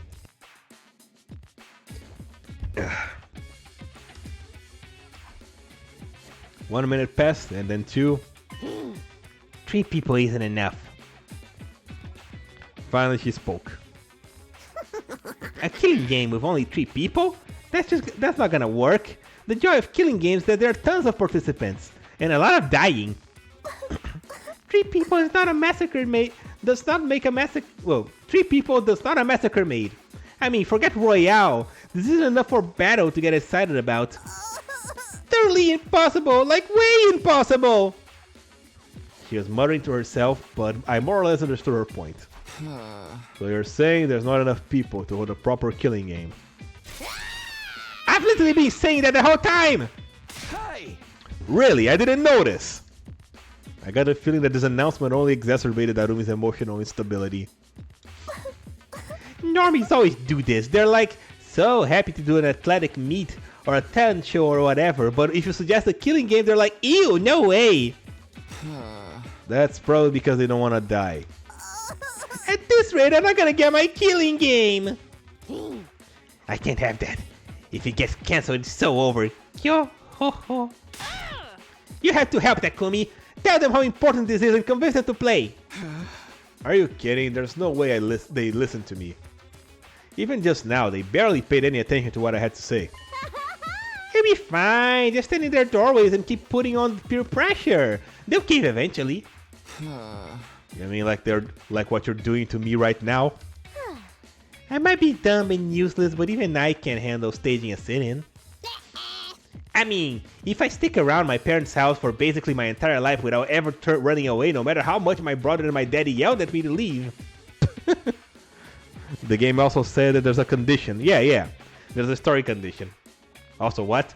I did stick around my parents' house for basically my entire life without ever running away, no matter how much my brother and my daddy yelled at me to leave. Though I guess that was mostly because I didn't have anywhere else to go. What do I even say to that? Okay, you'll be in charge of convincing Takemaru, Shoma, and the twins. Your job is to flip them into willing participants before we're supposed to meet. And you have to get them to play, no matter what! Okay, off she goes. And why is she so pushy? Well, but now she asks, I can't just do anything. I don't want the game to get cancelled either, so I guess I should try to encourage everyone to join. I'm supposed to persuade Takemaru, Shoma, Ima, and Kako, huh? Of the 4 of them, Takemaru seems the most likely to hear me out. He looks like a hard ass, but at his core he's genuine and kind. He might be willing to listen if he sees how strongly I feel about this. Okay, the first one I'm gonna convince is Takemaru.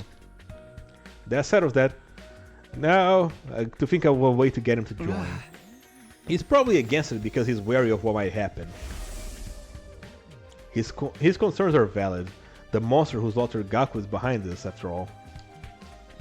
I get why he'd want to avoid confrontation, but if we don't participate, we may never find out who really is behind all this. I can't let that happen. I want to catch whoever killed our friends, no matter what it takes. Gaku might have been a careless, sneaky goofball, but he was one of our own. He didn't deserve to die. I mean, I guess not in this timeline. If we consider what he does in others, I'll never forgive whoever killed him. I'm gonna find him, and I know Takemaru feels the same. Maybe I should just get him to remember how he felt when Gaku was murdered. But how do I do that?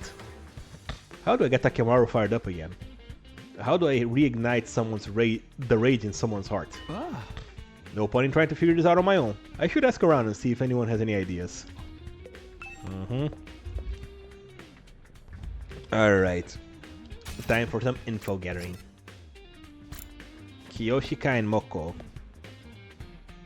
Hi. You wish to know how to ignite the fire in Takemaru's heart. I recommend giving him stickers. Stickers? A while back I was messing around and put a cute character sticker on Sir Takemaru's custom biker jacket. He was completely overcome with rage. The hell you think you're doing to my jacket? That's the window of my soul! If you ever transition, you better damn well call me so I can kick your ass man to man! That's exactly what he screamed at me. If I were to describe his countenance that day, he looked like an angry temple spirit, or an active volcano. So indeed, a sticker will set him ablaze. I don't think that had anything to do with the sticker. I think he just got mad at you mess with his clothes. This doesn't seem like it's gonna be useful, but I'll try to remember it anyway. Takemaru is very serious about his biker outfit. Noted. Okay. How to get Takemaru fired up? Pro wrestling, obvs. When you are locked in tight and exchanging pure soul energy with another fighter, your heart will be on fire. Come and experience it for yourself, Takumi. I'll spar with you right now. Sorry, Moko, but now's not a good. Too much of a wuss to put your butt on the line and fight? Well, yeah. I mean, I picked the wrong person to ask. Moving right along. Okay. Nope. Shoma. Oh, he's here. Oh, look, there's indicators now. They added in. I remember that they updated the game. There's now an indicator to where Shoma is.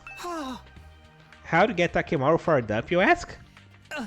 Takumi, you're asking the wrong person. My IQ is so low that it's a negative number. I couldn't possibly know. Can you stop the self-deprecation for a second and really think about it? What gets him worked up? I'm sorry, I have no idea. I'm too scared to think about anything. Shoma? Yeah. We're back to right after Gaku was killed and the invitation to the killing game was given. And this time I said yes. So this is way before Shoma did anything. Eva has not even joined us yet. Yeah, that's why Shoma is alive. Eva is not with us. She joins us on day 40, it's day 25. The invader hunt is all I can think about. They want us to kill each other. Shoma is completely terrified. It's pointless to try to question him further. Okay, that was useless. Yeah, because I did everything that I could on that route, and now in order to unlock the... Wait, Eva? Oh, Eva is here! Oh, I was wrong. She is here, she just haven't joined the team yet. Hi, Eva! Takumi, did you bring it? Oh yeah, this is that point where she wants her mask back. Bring what? My mask. You promised me yesterday. That's right, she asked me to give her mask to her yesterday. Sorry, Eva, I just don't have time for that right now. No, I have been waiting for so long. Takumi, are you gonna break your promise to me? You're mocking me because you know I'm a helpless prisoner? Calm down. I'll be sure to bring it when I'm done. Just wait a little bit longer, please. You promise? You really will? If you don't, I'll break down crying. She instantly confirmed again and again that I would actually bring it. The mask must be incredibly important to her. Okay. Eva doesn't know. Okay, so we did fight Eva and we captured her, so she just haven't joined the team yet. Why are you two here? I actually don't want to answer that question. The moment I saw Gaku's body, I had an idea. This should work. Sorry, Gaku, I'm gonna have to move your sheet. I pulled down the sheet draped over Gaku's body and came face to face with his brutalized corpse. He really wants her mask, yep. And then I took a look at his jacket. He was splattered with blood and covered in countless holes. The criminal stabbed him over and over with a knife. He really wants her mask? What is she hiding from us?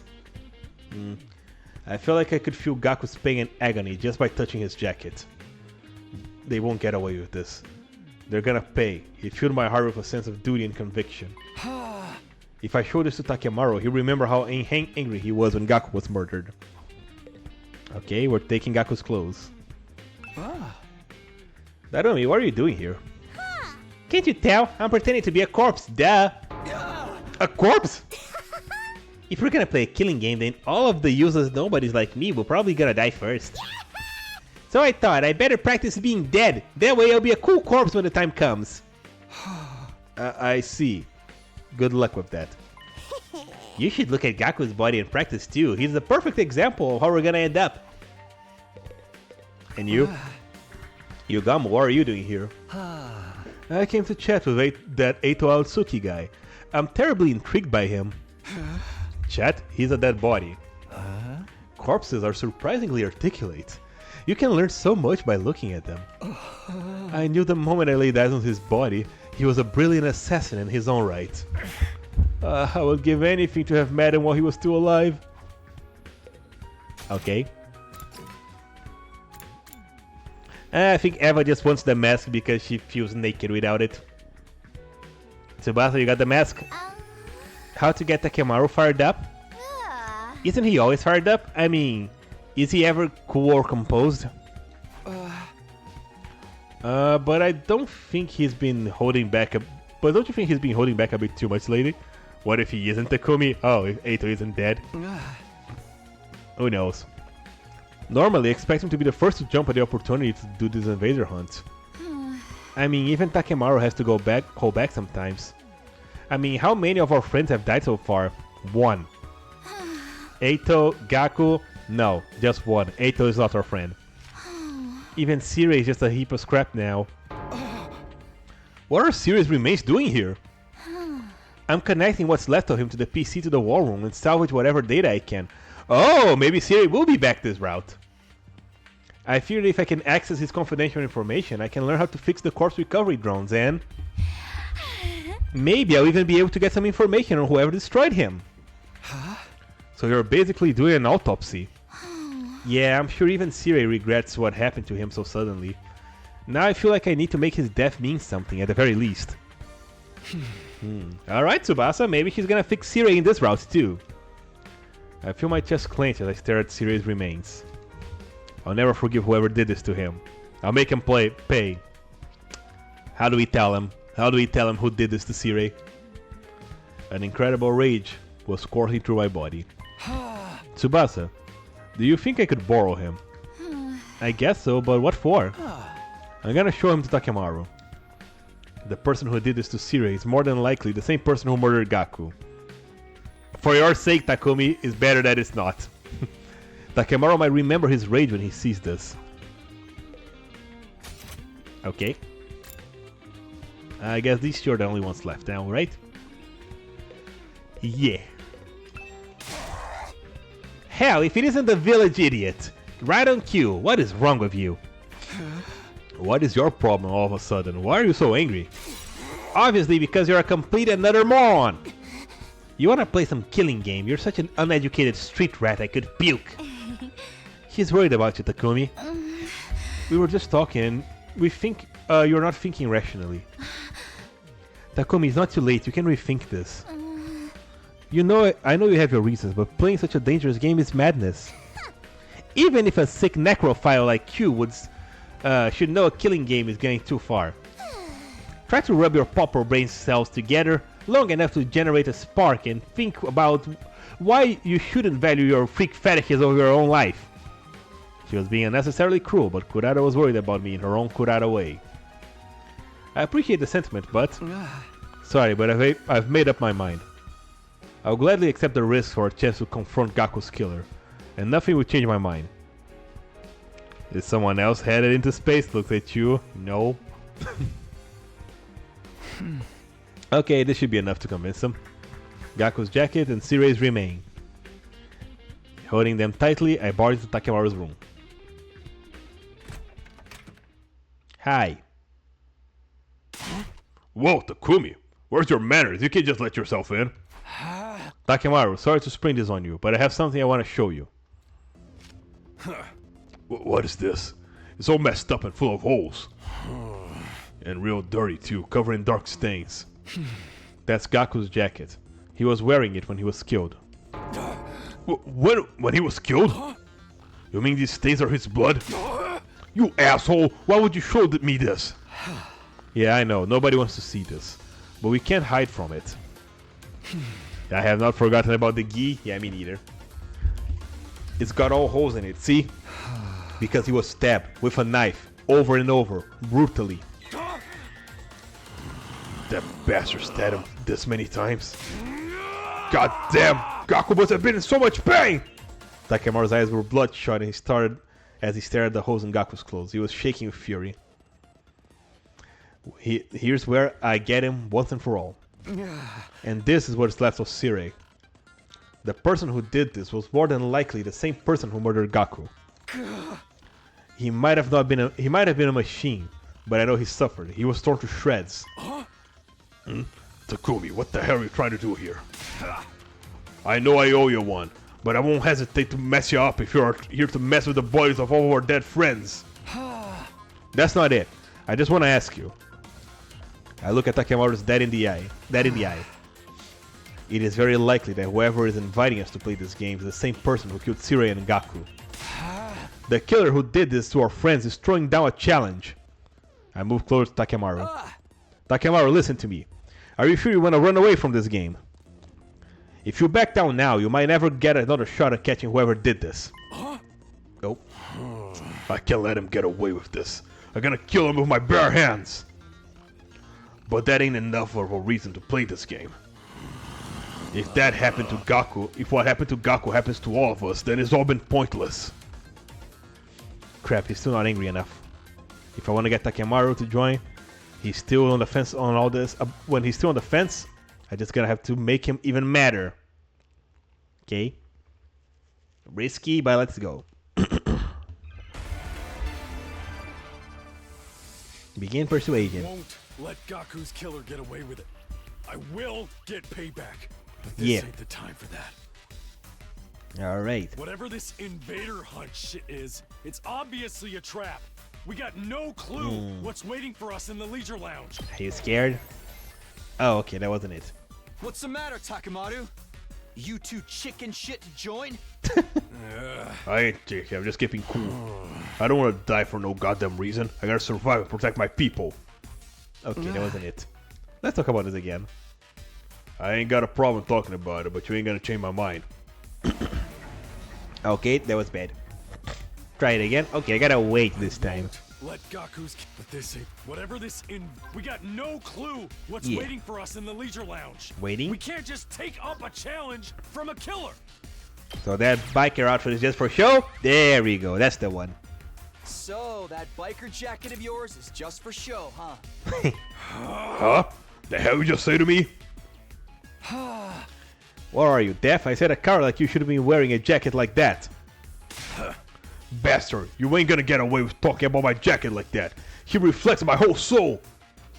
Just like Yoshika said, Takemaru gets upset when you insult his jacket. He lost his cool. Now's my chance. I'm gonna make him see it my way. Oh wow, that was quick! Takemaru, you don't deserve to wear that jacket. The fuck, man? I ain't called the strongest gang boss that's ever lived for nothing. Who calls you that? A gang boss? You don't seem like much of a boss to me at all. What? That could be playing with Think fire right about now. it. You're Okay. literally cowering, even though the person who killed your friend is throwing down the gauntlet. I didn't know a gang boss could be such a fair-weather friend and still get any respect. Takemaru's face looked nothing short of demonic as he glared at me, but he didn't argue back. I must have hit him where it hurts. He was at a loss for words. Takemaru, Yeah. I bumped my fist against his chest, near his heart. if you want to show me how a real boss acts, fight with me. Yeah. Please, join the game with me. Yeah, go there, Takumi. Gaslight and manipulate. It will be very awkward if it's me, yeah. I mean, we know that Takumi is the one that destroyed Siri, but we don't know who killed Gaku. You're gonna burst my balls like that? I guess I can't back down. Fine, I'll do it. I'll join this freaking invader hunt or whatever it is, and I'll kill the bastard behind this. My hard work paid off. Takemaru finally agreed to join. But I didn't have time to stick around and celebrate. I quickly left Takemaru's room and set out to persuade the others. Since I won over someone as influential as Takemaru, persuading the others went smoothly. Oh, okay, so we just skipped that? Huh? Takemaru said he'd join? Well, if you got someone as cautious as Mr. Yakushiji to fold, then I guess the game can't be all that dangerous. Everyone's gonna join? Then I guess I should too. Having successfully won over Imakako and Shoma, I bet the quota that Rumi forced on me. And then, night finally came.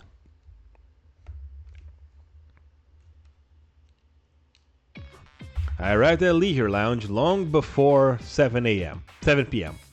And I found that all the other Special Defense Unit members were already there. Huh?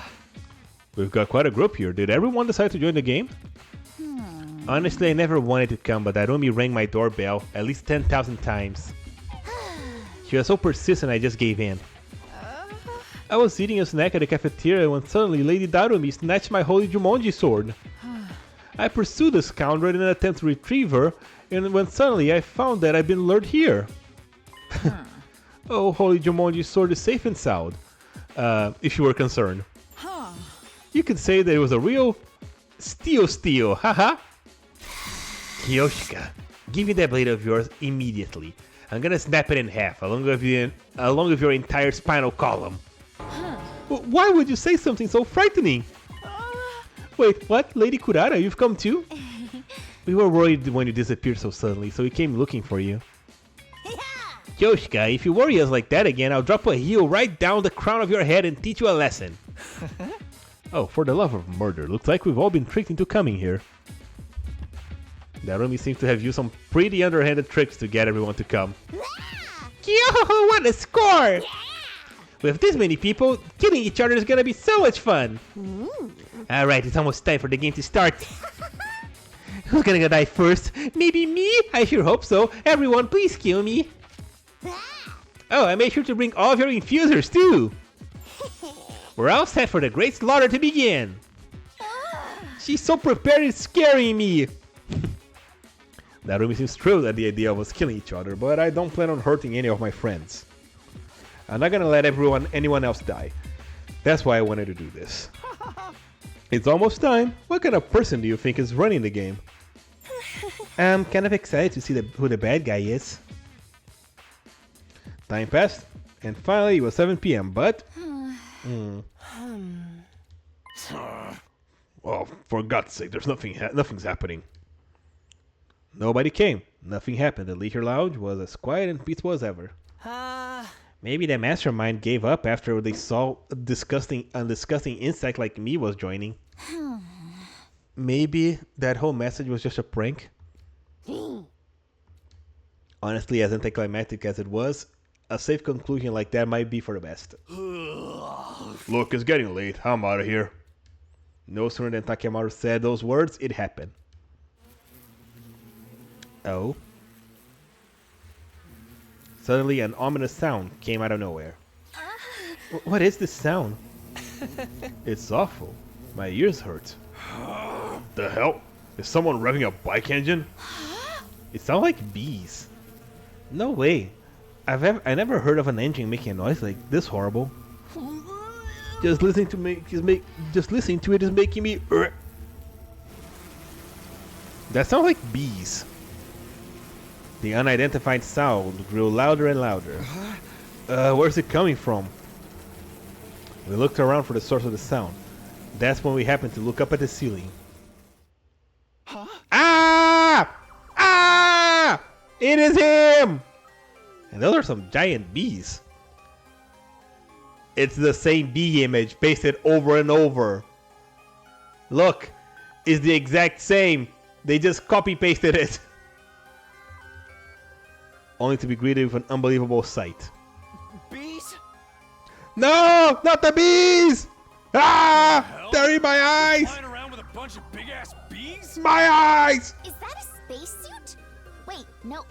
A diving suit? A bee parachute?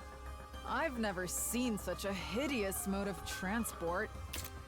Yeah. I hate bugs! Someone get me some bug spray stat! Yeah, some of them are different, but the majority is the same. The individual at the spacesuit gradually lowered their altitude. They landed in the leisure lounge. You look freaking ridiculous. Yep, it is the killer, and now we know it's not Takumi. Take the helmet off and show us your face. Is this some Wrestling Federation masked fighter? I love the costume, but you gotta lose the bees. We need to take this seriously. They might be with the invaders. What if it's a commander? Takumi, did you see a commander like this during your first 100 days? No, I never saw anyone like that. We never face a commander who controls bees, especially not one in a spacesuit. Hey, who are you? It's only polite to introduce yourself. Speak up, asshole! Yes, it's the other guy. Because everybody else is here. This is the mysterious person that we never found out who he was. The mysterious person examined our faces without answering. Then they nodded, seeming satisfied. So good to see so many of you. Scary. With so many participants, this killing game is sure to reach a screaming climax. Yeah, the visitor. The one who protected Hiroko, I think. The more lives there are to lose, the more spectacular the battle. Okay.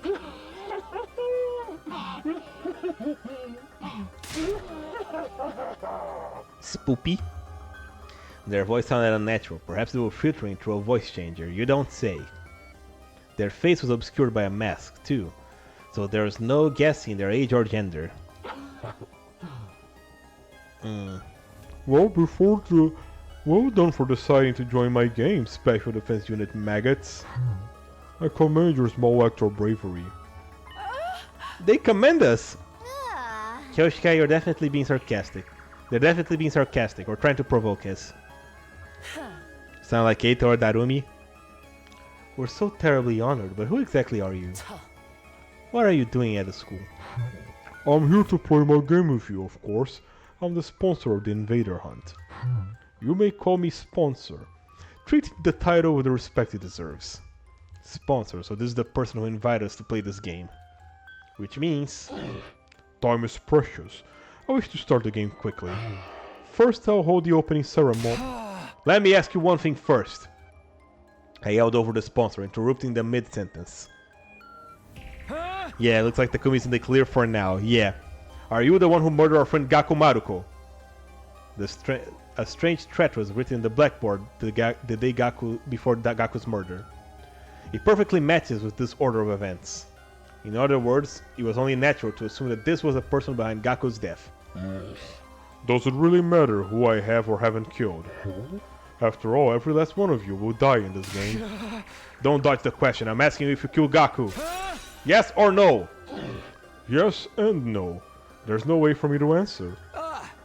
I told you not to dodge the... Takumi, read the room! A sharp voice pierced my eardrums and caused me to cover my ears. Darumi? I've been waiting for this day my entire life! I pray to the god of killing games every night. Beg to be released from the pointlessness of my life. Begged for me, my parents, my brother, my teachers, all to die in gratuitous, gory style. My dream is finally about to come true. I'm gonna get my killing game I've always wanted. Don't ruin this for me. Don't you dare ruin my dream! I was taken aback by the desperation in her voice. Aren't you a strange one? Are you that excited for my game? Like you don't even know! Tell me all the messed up rules that we have to follow. It motivates me to hear such high expectations. You can start... Hey, Killer, you can start with Darumi first? Yeah. Then allow me to explain the rules. No, thank you. Not interested. Kurata interrupted and stepped forward. I have no intention of playing your game. I refuse to even recognize it. You want us to kill each other? I never approve of such a vile game. Don't be so rash, Tomato Head. The vileness is what makes the game interesting. You might enjoy it more than you expect, if you just give it a try.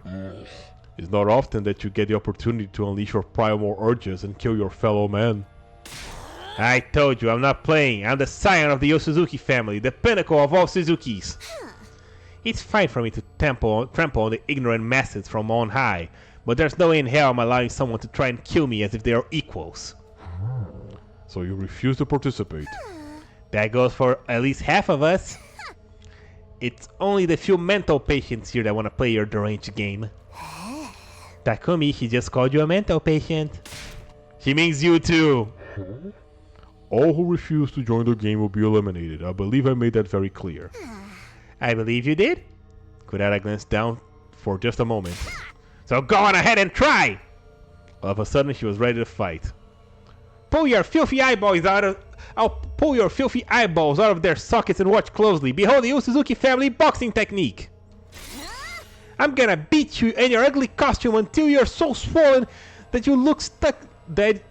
you look like... Wait. I'm gonna beat you in your ugly costume until you're so swollen you look like you stuck your head in your stupid beehive. Why was that so hard for me to read? Kurata assumed a boxing stance and steadily approached the sponsor. Wait, Kurata, don't try to fight them alone. I can handle them myself. I don't see any fighting spirit in this pathetic worm. I have the quintessential popper aura. They have the quintessential popper aura. All talk and no action. One punch will do it. Ignoring her warnings, Kurata continued to close the distance between the sponsor and herself. Hope you like the taste of a noble fist! Kurata was about to unleash her deadly uppercut when... Kurata! Not the bees! Ah! Okay, that's bad. They instantly grabbed Kurata and whisked her high into the sky. Put me down! Put me down this instant! Oh, these horrible things are so creepy! I was gonna say we need Gaku, but he's dead. He was the only one with a gun! Kurata squirmed frantically as they held her tight, refusing to let go. Kurata Suzuki, I sentence you to being suspended mid-air. Oh no. What a sight, don't you think? As Well. they say, smoking fools rise to great heights. Oh. You can writhe and suffer for now. I'll ease your pain when the time is Oh right. boy, she got kidnapped. She got beanapped. Lady Kurata! Give me back my Lady Kurata, you vile insect! Kurata, what do we do? How do we get her back? She's so high up, even my mid-air attacks wouldn't reach her. What do we do now? I mean, Ima literally has wings. How can we save Kurata when she's all the way up there? Kako's sniper rifle might be able to reach, but... This Kako never used her aim anima before. Oh, that's right. Right now, there's no way for us to attack the beast near the ceiling. In that case, we just have to attack the person controlling them. Ah! Suddenly, I found myself running at full tilt, making a beeline to the sponsor. Ha! I get it. Beeline. I'm not gonna lose anybody else. I let my determination take my fear and I let my determination take away my fear and carry me forward. I plunged my infuser into my chest as I ran. Give back! Oh! I screamed aloud, as loud as my voice would let me, as I swung my sword down on the sponsor. I felt it connect. My blade is gonna split them in two. I was so sure it would, and yet, yep, that suit is anti-Hemo-anima. Huh, that tickles. Is that what you got, Takumi Sumino? How? The sponsor was completely unharmed. It's simple. Your power isn't enough to flick even the slightest scratch on me. No, this has to be some sort of mistake. This has to be some kind of cheap trick. Then try again. I won't stop you. You got some balls, beep. Let's see how long you can keep up this tough guy act, huh? I'm joining the fray. Takumi, combine our power levels like 2 billion! Can't let them... we can get them, guys. We need to save Kurata as soon as possible. Everybody. Even if we can't take the sponsor alone, if we all attack together... Brace yourself, asshole! Our breaths synchronized. We all leapt at the sponsor. Take that! Ow. You blackguard! Oh. You're finished! Oh. I don't know if that's gonna work. Takemaru, Nozomi, Kyoshika and I unleashed everything we had on the sponsor. Oh. Ah! We punched, kicked, sliced and pummeled. We tried every attack possible. We used every last ounce of our strength until we had no more energy or Hemo-anima to spare. However... Turtles. Why? Why won't our attacks do anything? Are you immortal or some goddamn thing? You have the endurance of a wrestler to withstand my body slam. No matter how much we attacked, our opponent didn't even flinch. It's the suit. He was far behind a matter of strength or endurance. They were literally invincible. We can't give up. We must save Lady Kurata. My fellow warriors, just one coordinated attack, and... Enough of this sideshow. The opening ceremony will conclude with Kurata Osuzuki's death. There was a cruelty in the sponsor's voice as they pointed to Kurata, still hanging in the air. Oh no!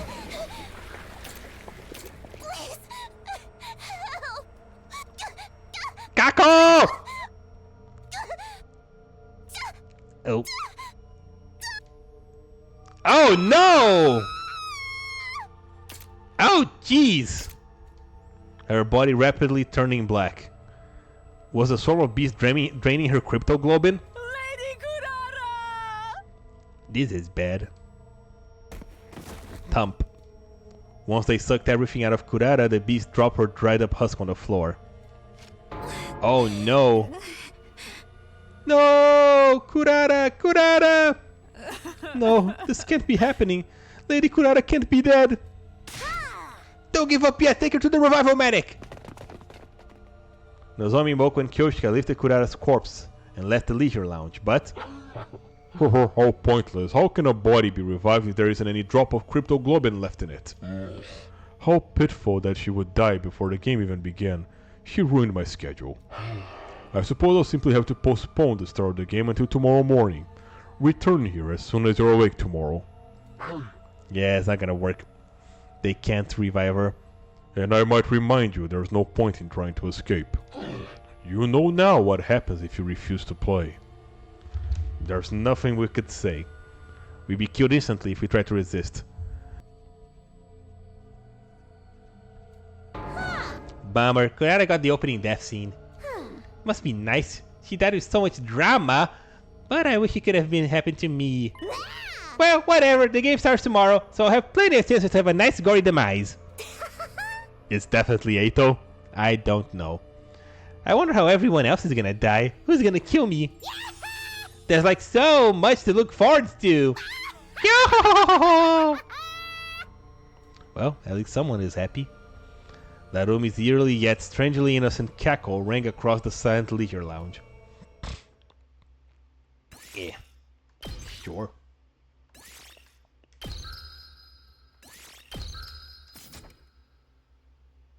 Day 26.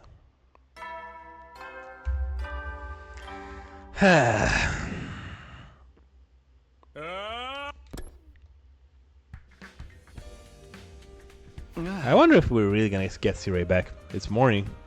I barely slept last night. I woke up over and over again seeing Kurata's face when she died in my nightmares. They won't get away after killing my friend so horribly. If I could, I'd kill them right now. But right now, we're too weak. I can't beat them. One poor attempt to revolt and we'd just be massacred. For now, we just have to obey. We just have to play the game. They want us to come back to the leisure lounge when we woke up. I wasn't sure at first, but this guy can now absorb cryptoglobin. Yeah, at least his beast can. I hurried to the leisure lounge. On the way to the leisure lounge, I came across Nozomi and Moko in the hall. Nozomi, are you okay? You're so pale. I couldn't sleep last night. I just can't believe it. Kurata, he's gone. Kurata, I didn't know what to say, what I could do to her. What could I do for her after she'd lost a close friend? We buried her. Just make sure you say your goodbye to her later, okay, Takumi? Yeah, I promise I will. They're not gonna get away with killing Kurata. I'll do whatever it takes to avenge her. But now's not the time. They're a bit too strong for us right now. So we're all gonna play this game for a little while and wait for our chance. For now, we just have to push this grief down and grit our teeth. Knowing how to bide your time is an important part of fighting. Yeah, he definitely can his beast can too. Nozomi was barely able to hold steady on her 2 feet. Moko looked after her as they walked to the leisure lounge. I made a vow to myself as I watched Nozomi walk away. No matter how this game turns out, I'll protect Nozomi to the end. No, not just Nozomi. I won't let anyone else die. Good luck with that, because I came back here to protect them. And grab a hold of the future where we can find happiness. At last, I present to you the rules of the invader hunt. Once we're all in the leisure lounge, the sponsor began to explain the rules without any preamble. The rules are exceedingly simple. All of you have to do is hunt the creatures known as invaders. You will gain points for every invader hunted, which will be tallied.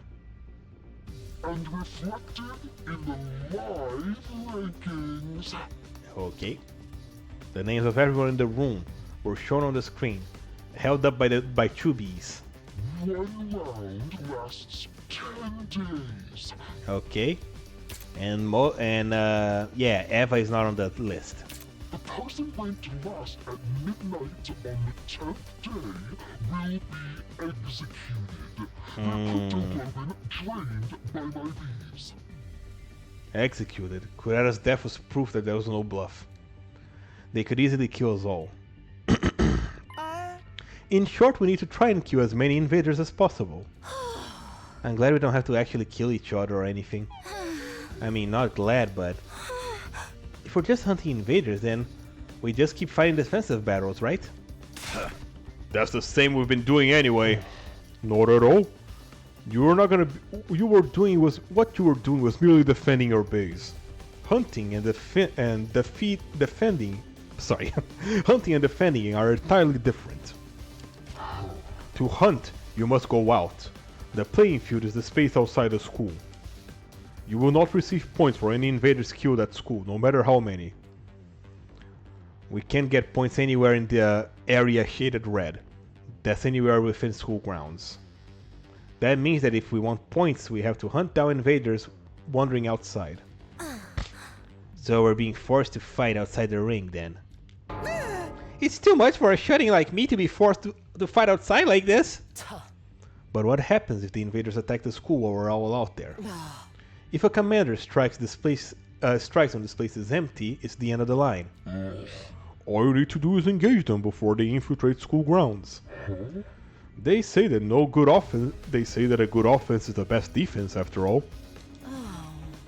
Either Eva is involved in this, or the killer has a personal grudge against the academy students. Yeah, I don't think Eva is involved in this. Then we can't stray too far from the school.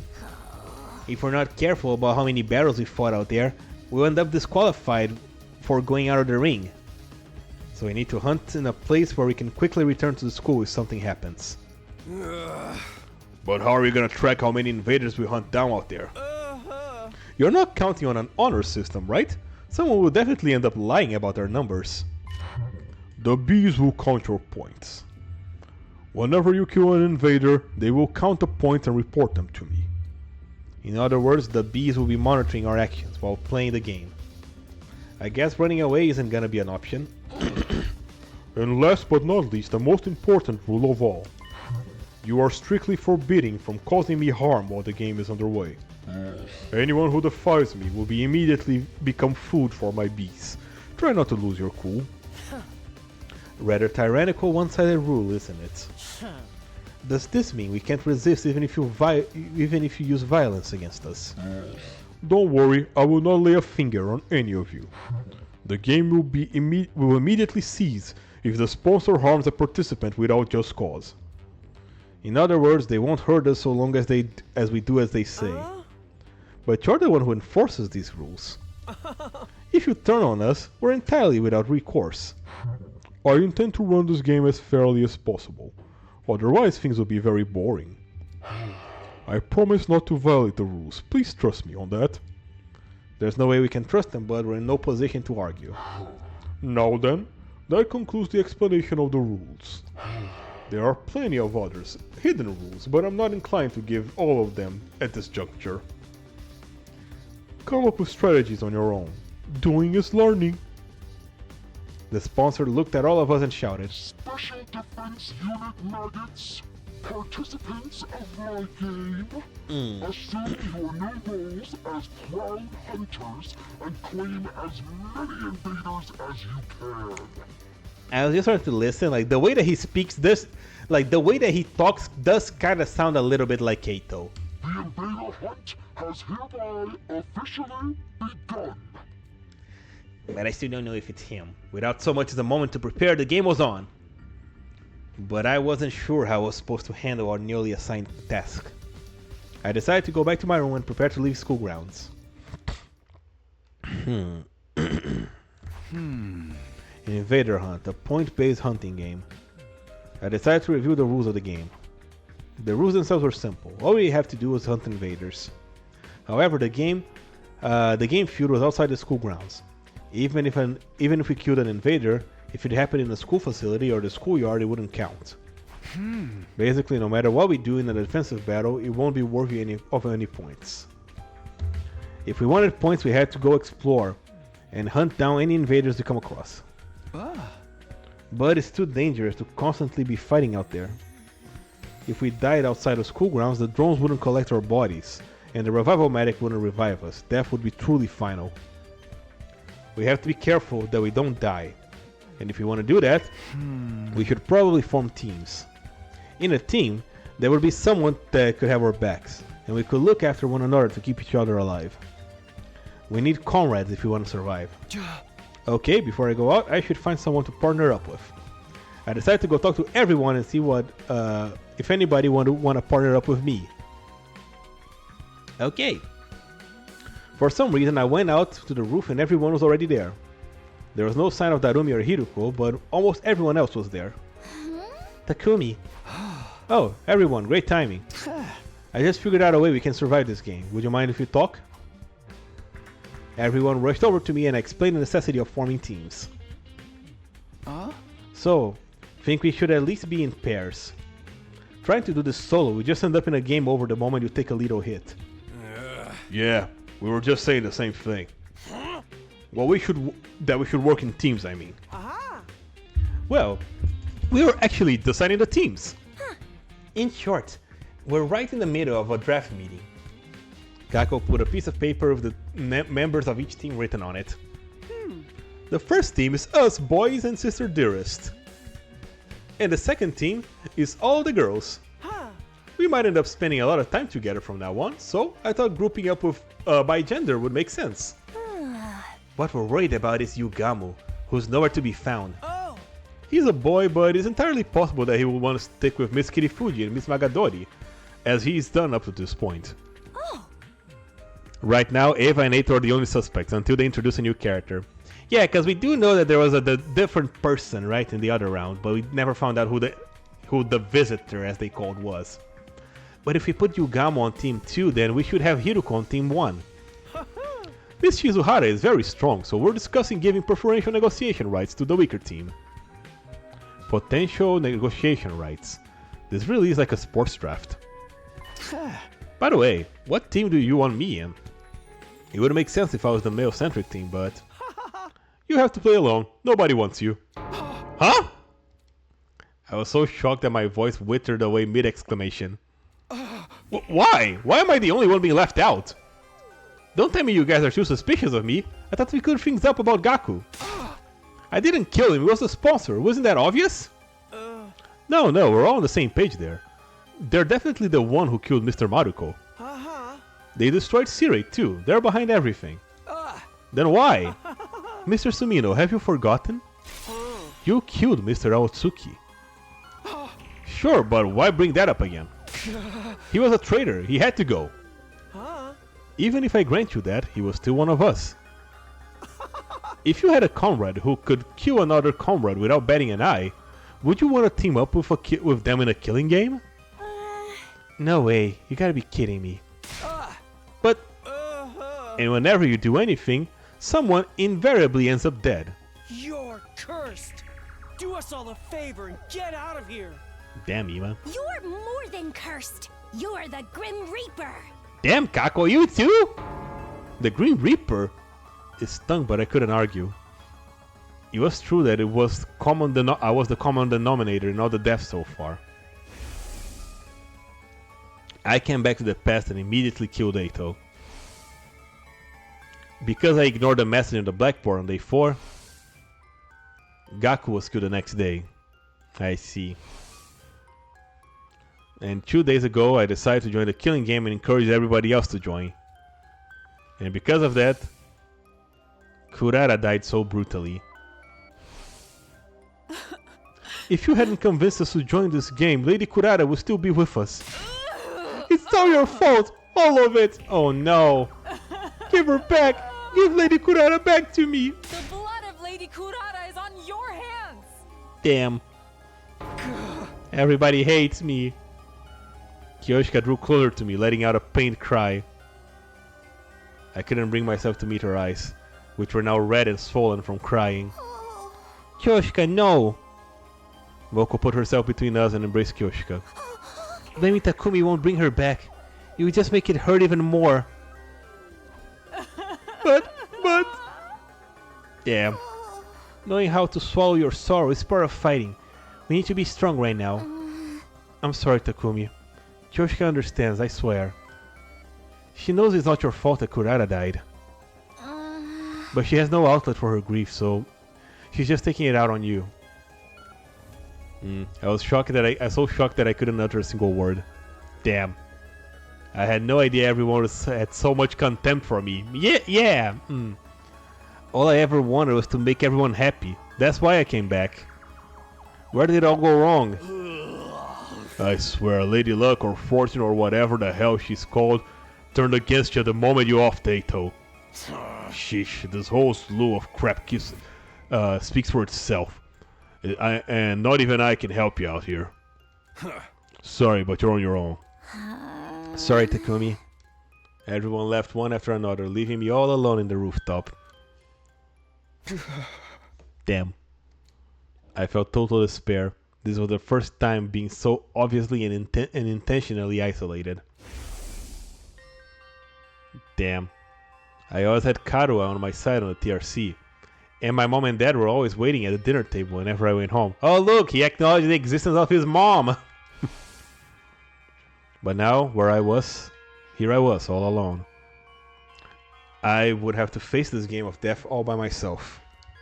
Nobody would ever want to team up with the Green Reaper. But then I thought of something.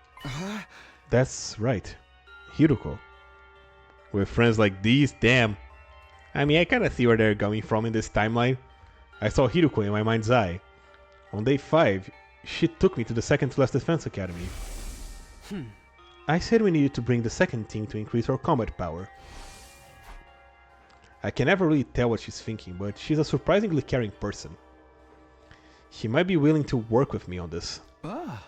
Maybe I should ask Hiruko if she would team up with me. Feeling a sliver of hope, I decided to stop by Hiruko's room. I was praying hard as I rang her doorbell. Please, Hiruko, you have to answer. If you forsake me too, it will be all over. Maybe my prayers were answered, because... Takumi, what do you need at this hour? Hiruko, thank goodness you're still here.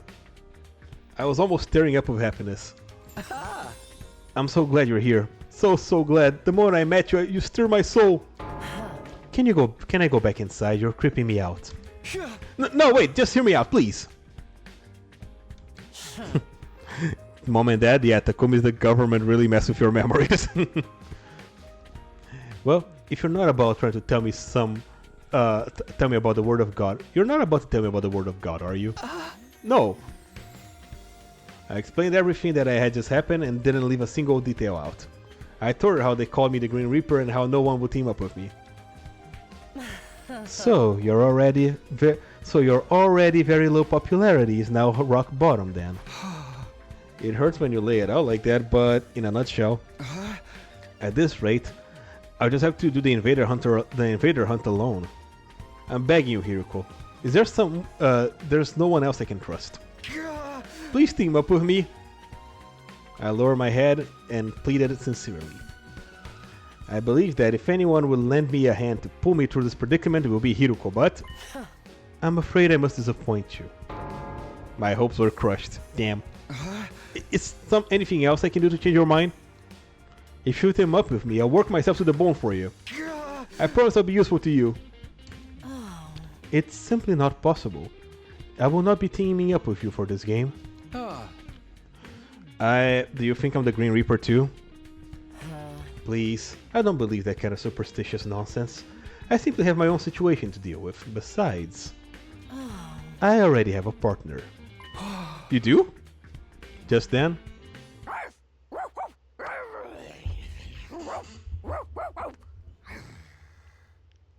Okay. Get lost, Takumi. Mr. Hiruko is all mine. Darumi! He's mine! All mine! Oh. Stupid puppy. I told you not to come out. Go back into your doghouse like a good girl. Don't be mad at me, Mr. Hiruko. Well then. What is going on? Why is Darumi barking? Well, you know how this one's been an overexcited nuisance since the killing game was announced, right? There's still Yogamo? Oh, yeah. So I turned her into my dog. I don't understand in the slightest. Basically, I used strength to make her submit, and then I broke her a little. Come to think of it, Darumi had been unusually quiet during the announcement of the rules. I guess she was already a dog at that point. I have a responsibility to her as her owner, so I'll be playing the game with her. Go away! No boys allowed in the Yuri zone! He's all mine! I instinctively fled after being ferociously barked at by Darumi. Damn. Well, I guess I'm on my own then. I felt strangely refreshed after being so cleanly rejected. Fine, I'll play by myself. I'll hunt down the invaders on my own and survive all on my own too. Half sulking, I headed to the entrance hall.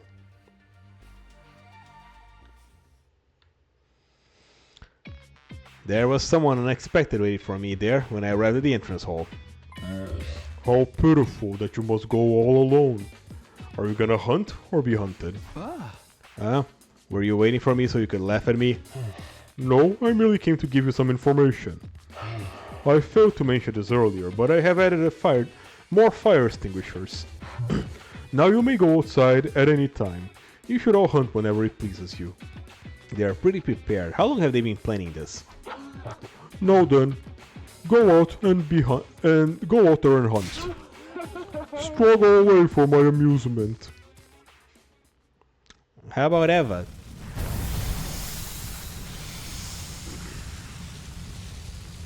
Right? Because there's Yugamu and there's Eva. It's dangerous to stray too far from the school. I should try to find invaders as close as possible. I'm pretty sure a decent number of invaders were wandering around the city on the south. I'll head over there today.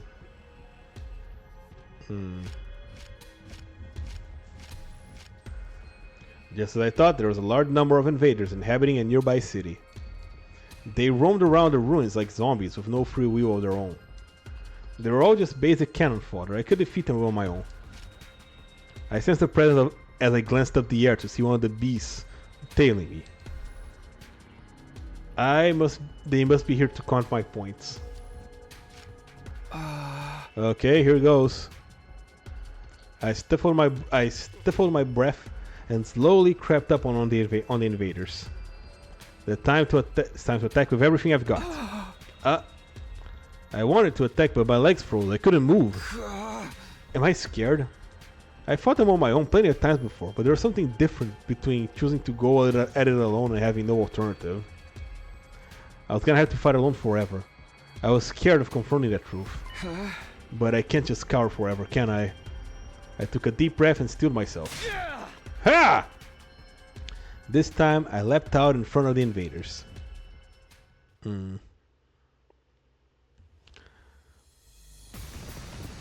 Okay, so we are fighting. Let's do it. Go! Oh, okay. Let's go. Nope. Let's do this. Attack potion. Time to use it. There. My turn. Side slash max. I'm gonna go here. There. Oh, ready when you are. Like this. Here we go. Like this. Got it. My turn. Like this. There. All right, I've got this. Agility potion. Let's do this.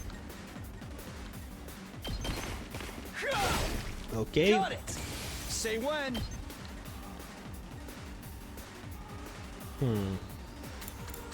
Take a defensive Not stance. gonna cut it. Ready when And you are. defense potion. Time to use it. And then I end the turn. There you go. Let them get close to me. Nice. Perfect. Say when. Actually, can I just take all of them out like this? No. My turn. Alright, I can't take all of them out. So 1, I've got this. 2, Let's go. and 3. There you go. Easy.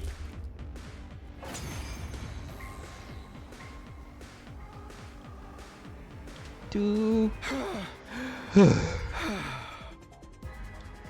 I was already exhausted even though I only killed off a few minions. I can't come back if I die out here. The lingering fear of death weighed heavily on my mind and body. But I couldn't afford to rest.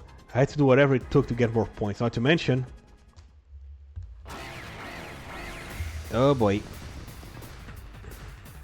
The invaders drawn to the sound of fighting were showing up one after another, and they were beginning to surround me.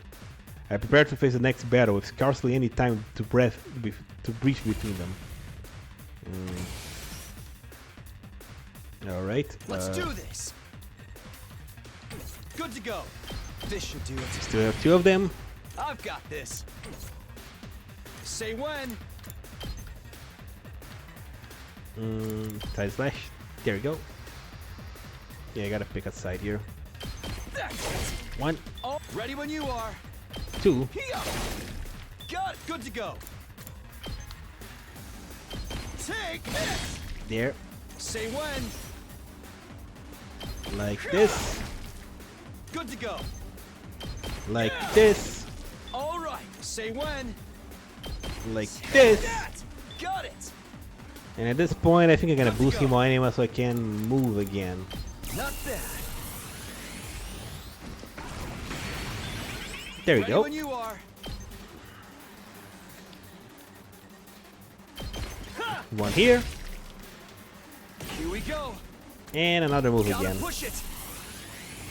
To heal my fatigue. My turn. There you go. That's it. Nice.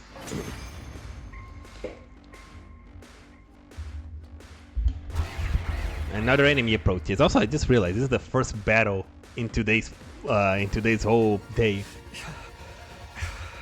Ooh. Today's whole session is the first battle we play. No matter how many I kill, more just keep popping up. Invaders kept streaming in until I was completely surrounded.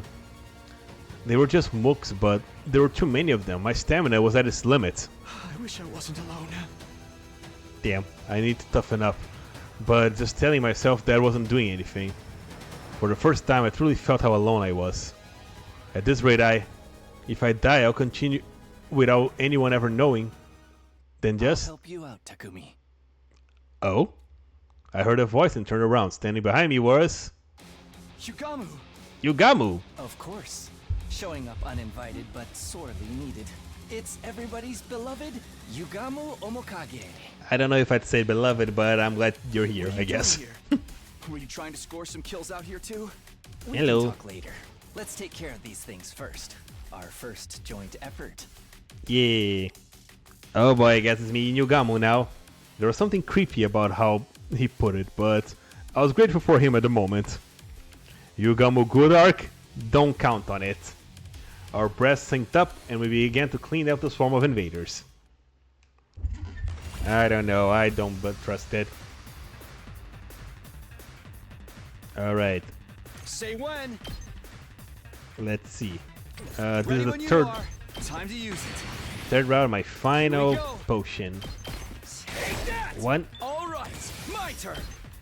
2, Got it. Let's go. 3. All right, let's do this. Move again. Harder. Yeah. My turn. Like this. Good to go. Like this. Let's go. I've got this. There we go. There. Oh, here we go.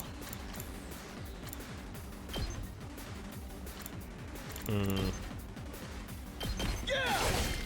Got it. There you go. And now Let's get to the killing. This. Yugamu can hit here, Say when. and I can clean these guys One here. last strike. Nice.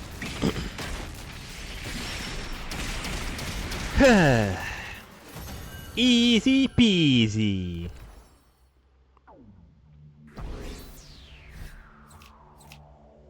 Nice.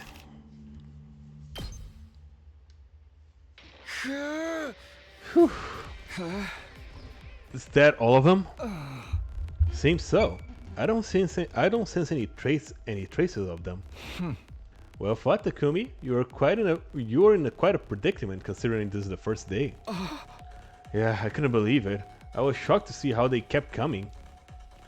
I was almost killed by a bunch of weaklings. Fighting truly isn't something to be done alone. Right, I didn't get to properly thank you. You saved me, Yugamu. Thank you. If you hadn't run into me, I might have been the first to be eliminated from the invader hunt. Oh, no need to thank me. It wasn't a coincidence that we met here. It wasn't? Yes, I've been following you all morning. You had no idea, did you? Tailing people is one of my specialties. Was he joking to play off his embarrassment? No, that doesn't sound like that's what's going on here. He really was following me. Then it makes sense why he showed up at the perfect time to save me. Well, why? What's the point of following me?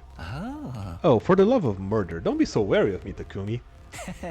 I'm not gonna eat you, alright? Although you look plenty delicious to me. How could I not be wary of an assassin? Yugamu Omokage, a descendant of a family of assassins. I'll come right out and ask, why were you following me? I was just figuring out my timing.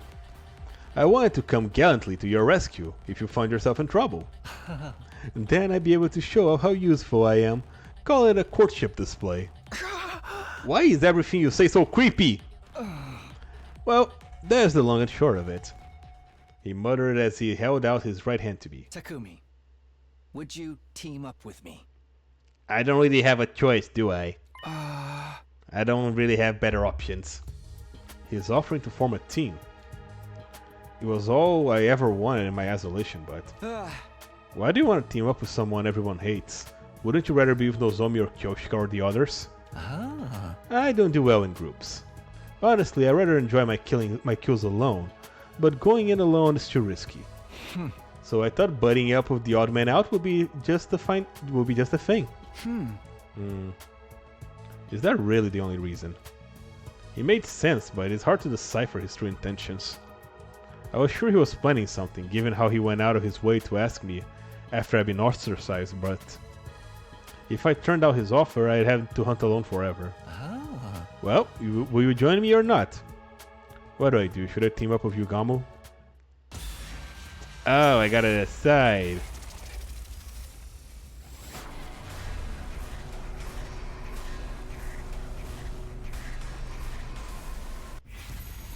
Yeah, sure, I'll team up with Yugamu. Here. Well, what can you do, right?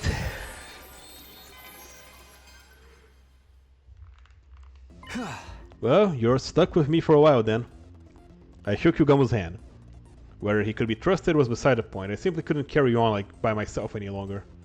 For now, I would team up with Yugamu. I'm glad to see our hearts are in tune with each other, partner. Wanna try the best couple award while we're at it? I don't think they're giving out awards here. Also, you and I are not a couple. While Yugamu and I are trading quips, we heard it. Oh? What the? There's an ear-splitting sound, and the earth shook. But it wasn't an earthquake, it felt more like... I sensed a torrential gush of overwhelming energy. Someone with incredible power is present nearby. Yeah. Don't tell me the commanders are joining the hunt. That would be bad news. Just the two of us wouldn't be enough to deal with a commander. A little bit of reconnaissance will go a long way right now. Tiptoe after me, and as quietly as you can manage, Takumi. Right. Okay, we cautiously made our way towards the source of the sound, hiding behind pieces of rubble along the way. And then... Hey! You saw that, Mr. Circo? My 18th invader kill! Okay, these two are doing their How thing. have you been treating them? The bloodiest brand of carnage only I can dish Okay. out. What else? Now save your breath for tearing them from limb to limb. Let Well. those entrails fly. Let the bloodworks explode far and wide. Well, they are enjoying themselves. Oh, my mistress, Hiroko! Nobody goes wild as beautifully as you! Your rampaging form electrifies me! You're everything I long to become! Right. Yeah. Those two are enjoying this way too much. They aren't hunting anymore, they're just straight up massacring every invader they see. He wouldn't team up with us, but she teams up with Darumi. I guess Darumi is lower maintenance. It kills me to say this, but I'm afraid we must see their best couple award to them. Something feels off though. Hiroko's always been strong, but when did Darumi get so powerful? He hadn't joined any defensive battles before this, and should be woefully unfamiliar with combat. The euphoria of finally being able to take part in the killing game has likely unlocked a latent potential in her Himo anima, making it bloom. That's an unconventional way to unlock latent potential. Why the gripe? Potential is logic defying by definition. Also, we should totally call it a day and head back now. They've likely already murdered all the invaders in this area anyway. Yeah, we earned enough points today. Let's go back and rest up for tomorrow. We made our way back and decided to drop by the leisure lounge before returning to our rooms. You're not gonna tell me the score? Okay, it is. We checked the leaderboards. Unsurprisingly, those two are in the top spots. I expect they'll be staying ahead of the pack for a long time to come. Right. I'm in third place? Honestly, I thought I'd be much lower than that. Well, I did take out quite a number of invaders today. In other words, he gets a bloodless status boost, pretty much. And I'm in 4th. If we keep this up, we won't fall to the bottom of the rankings in the first round, at least. Yep, Shoma is dead last as expected. The first round of this game will last to day 35. Whoever finishes last in each round will be executed. I decided that I would keep tabs on where the others were placed. Ensuring my own survival was more important, and besides... You're cursed! Do us all a favor and get out of here! Oh no, Takumi's holding grudges. You're more than cursed. You're the Grim Reaper. Damn. The blood of Lady Kurata is on your hands! This whole slew of messed up stuff speaks for itself. Not even I can help you out there. I shouldn't be letting the people ostracizing me live rent-free in my head anyway. You would too? What a day. The constant fighting and the stress of possible deaths had strained my mind and body to the limit. I wanted to rest clearly to recover from the fatigue, but... Oh no, he's in my room! Care to explain what you're doing in my room? It's just something buddies do, right? And that's what we are, buddies, partners, bosom chums. It goes without saying that we need to be joined at the hip. Join your own hips and get out of here. Come on, bud, humor me. Pretend we're brainstorming strategies for the rest of the hunt. How about that? This game's more of a marathon than a sprint. We gotta come up with a long-term plan. Call me a Green Reaper and I'll show you a Green Reaper. Playing it by ear the whole time is bound to lead us to quick and easy deaths. He makes a very good point. Can you at least make it clear whether you want me to be distinct? Can you at least make it clear whether you want to be disgusting or discreet? Who would I be if I didn't dabble in a little bit of both? Call me a double dipper if that turns you on. Hey! In your dreams! Also, Yugamo needs to be served a restraining order, yes. After that, we spent several hours discussing strategies for surviving the killing game in the days to come. Oh boy, out of every single person in the squad, I had to end up with him, huh? Also, I need to give Eva her mask back! Steady, soldiers, it's time to hit the hay.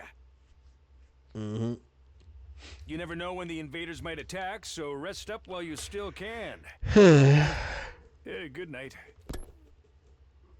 We really need to return Eva her mask, so I can have her on the team. Bedtime already? Time flies when you're having so much fun. Well, if you don't mind, Takumi, we can continue the rest of this conversation in bed.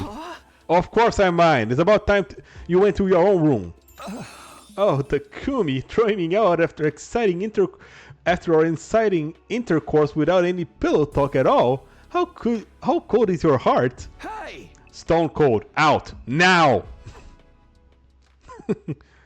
After chasing Yugamo out of my room, I crawled into bed and closed my eyes. I had to grab every second of sleep I could to let my tired body recover, but... Give her back! Give Lady Kurata back to me! I swear, Lady Luck or Fortune or whatever the hell she's called turned against you the moment you killed Ato. I will not be teaming up with you for this game.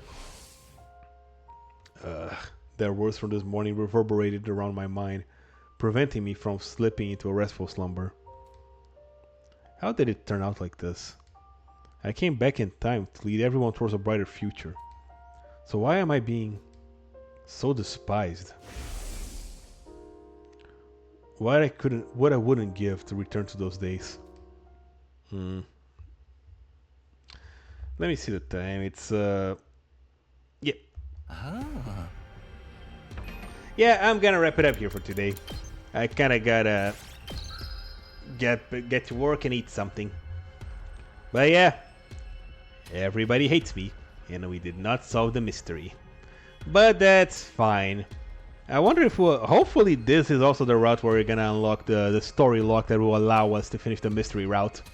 That is a very Uchikoshi thing, stopping you mid route and making you play other routes to unlock it. Alright, thank you for the stream. Yep, thank you all for coming. I'm gonna go upload this VOD, and I'll see you guys next time. Bye bye.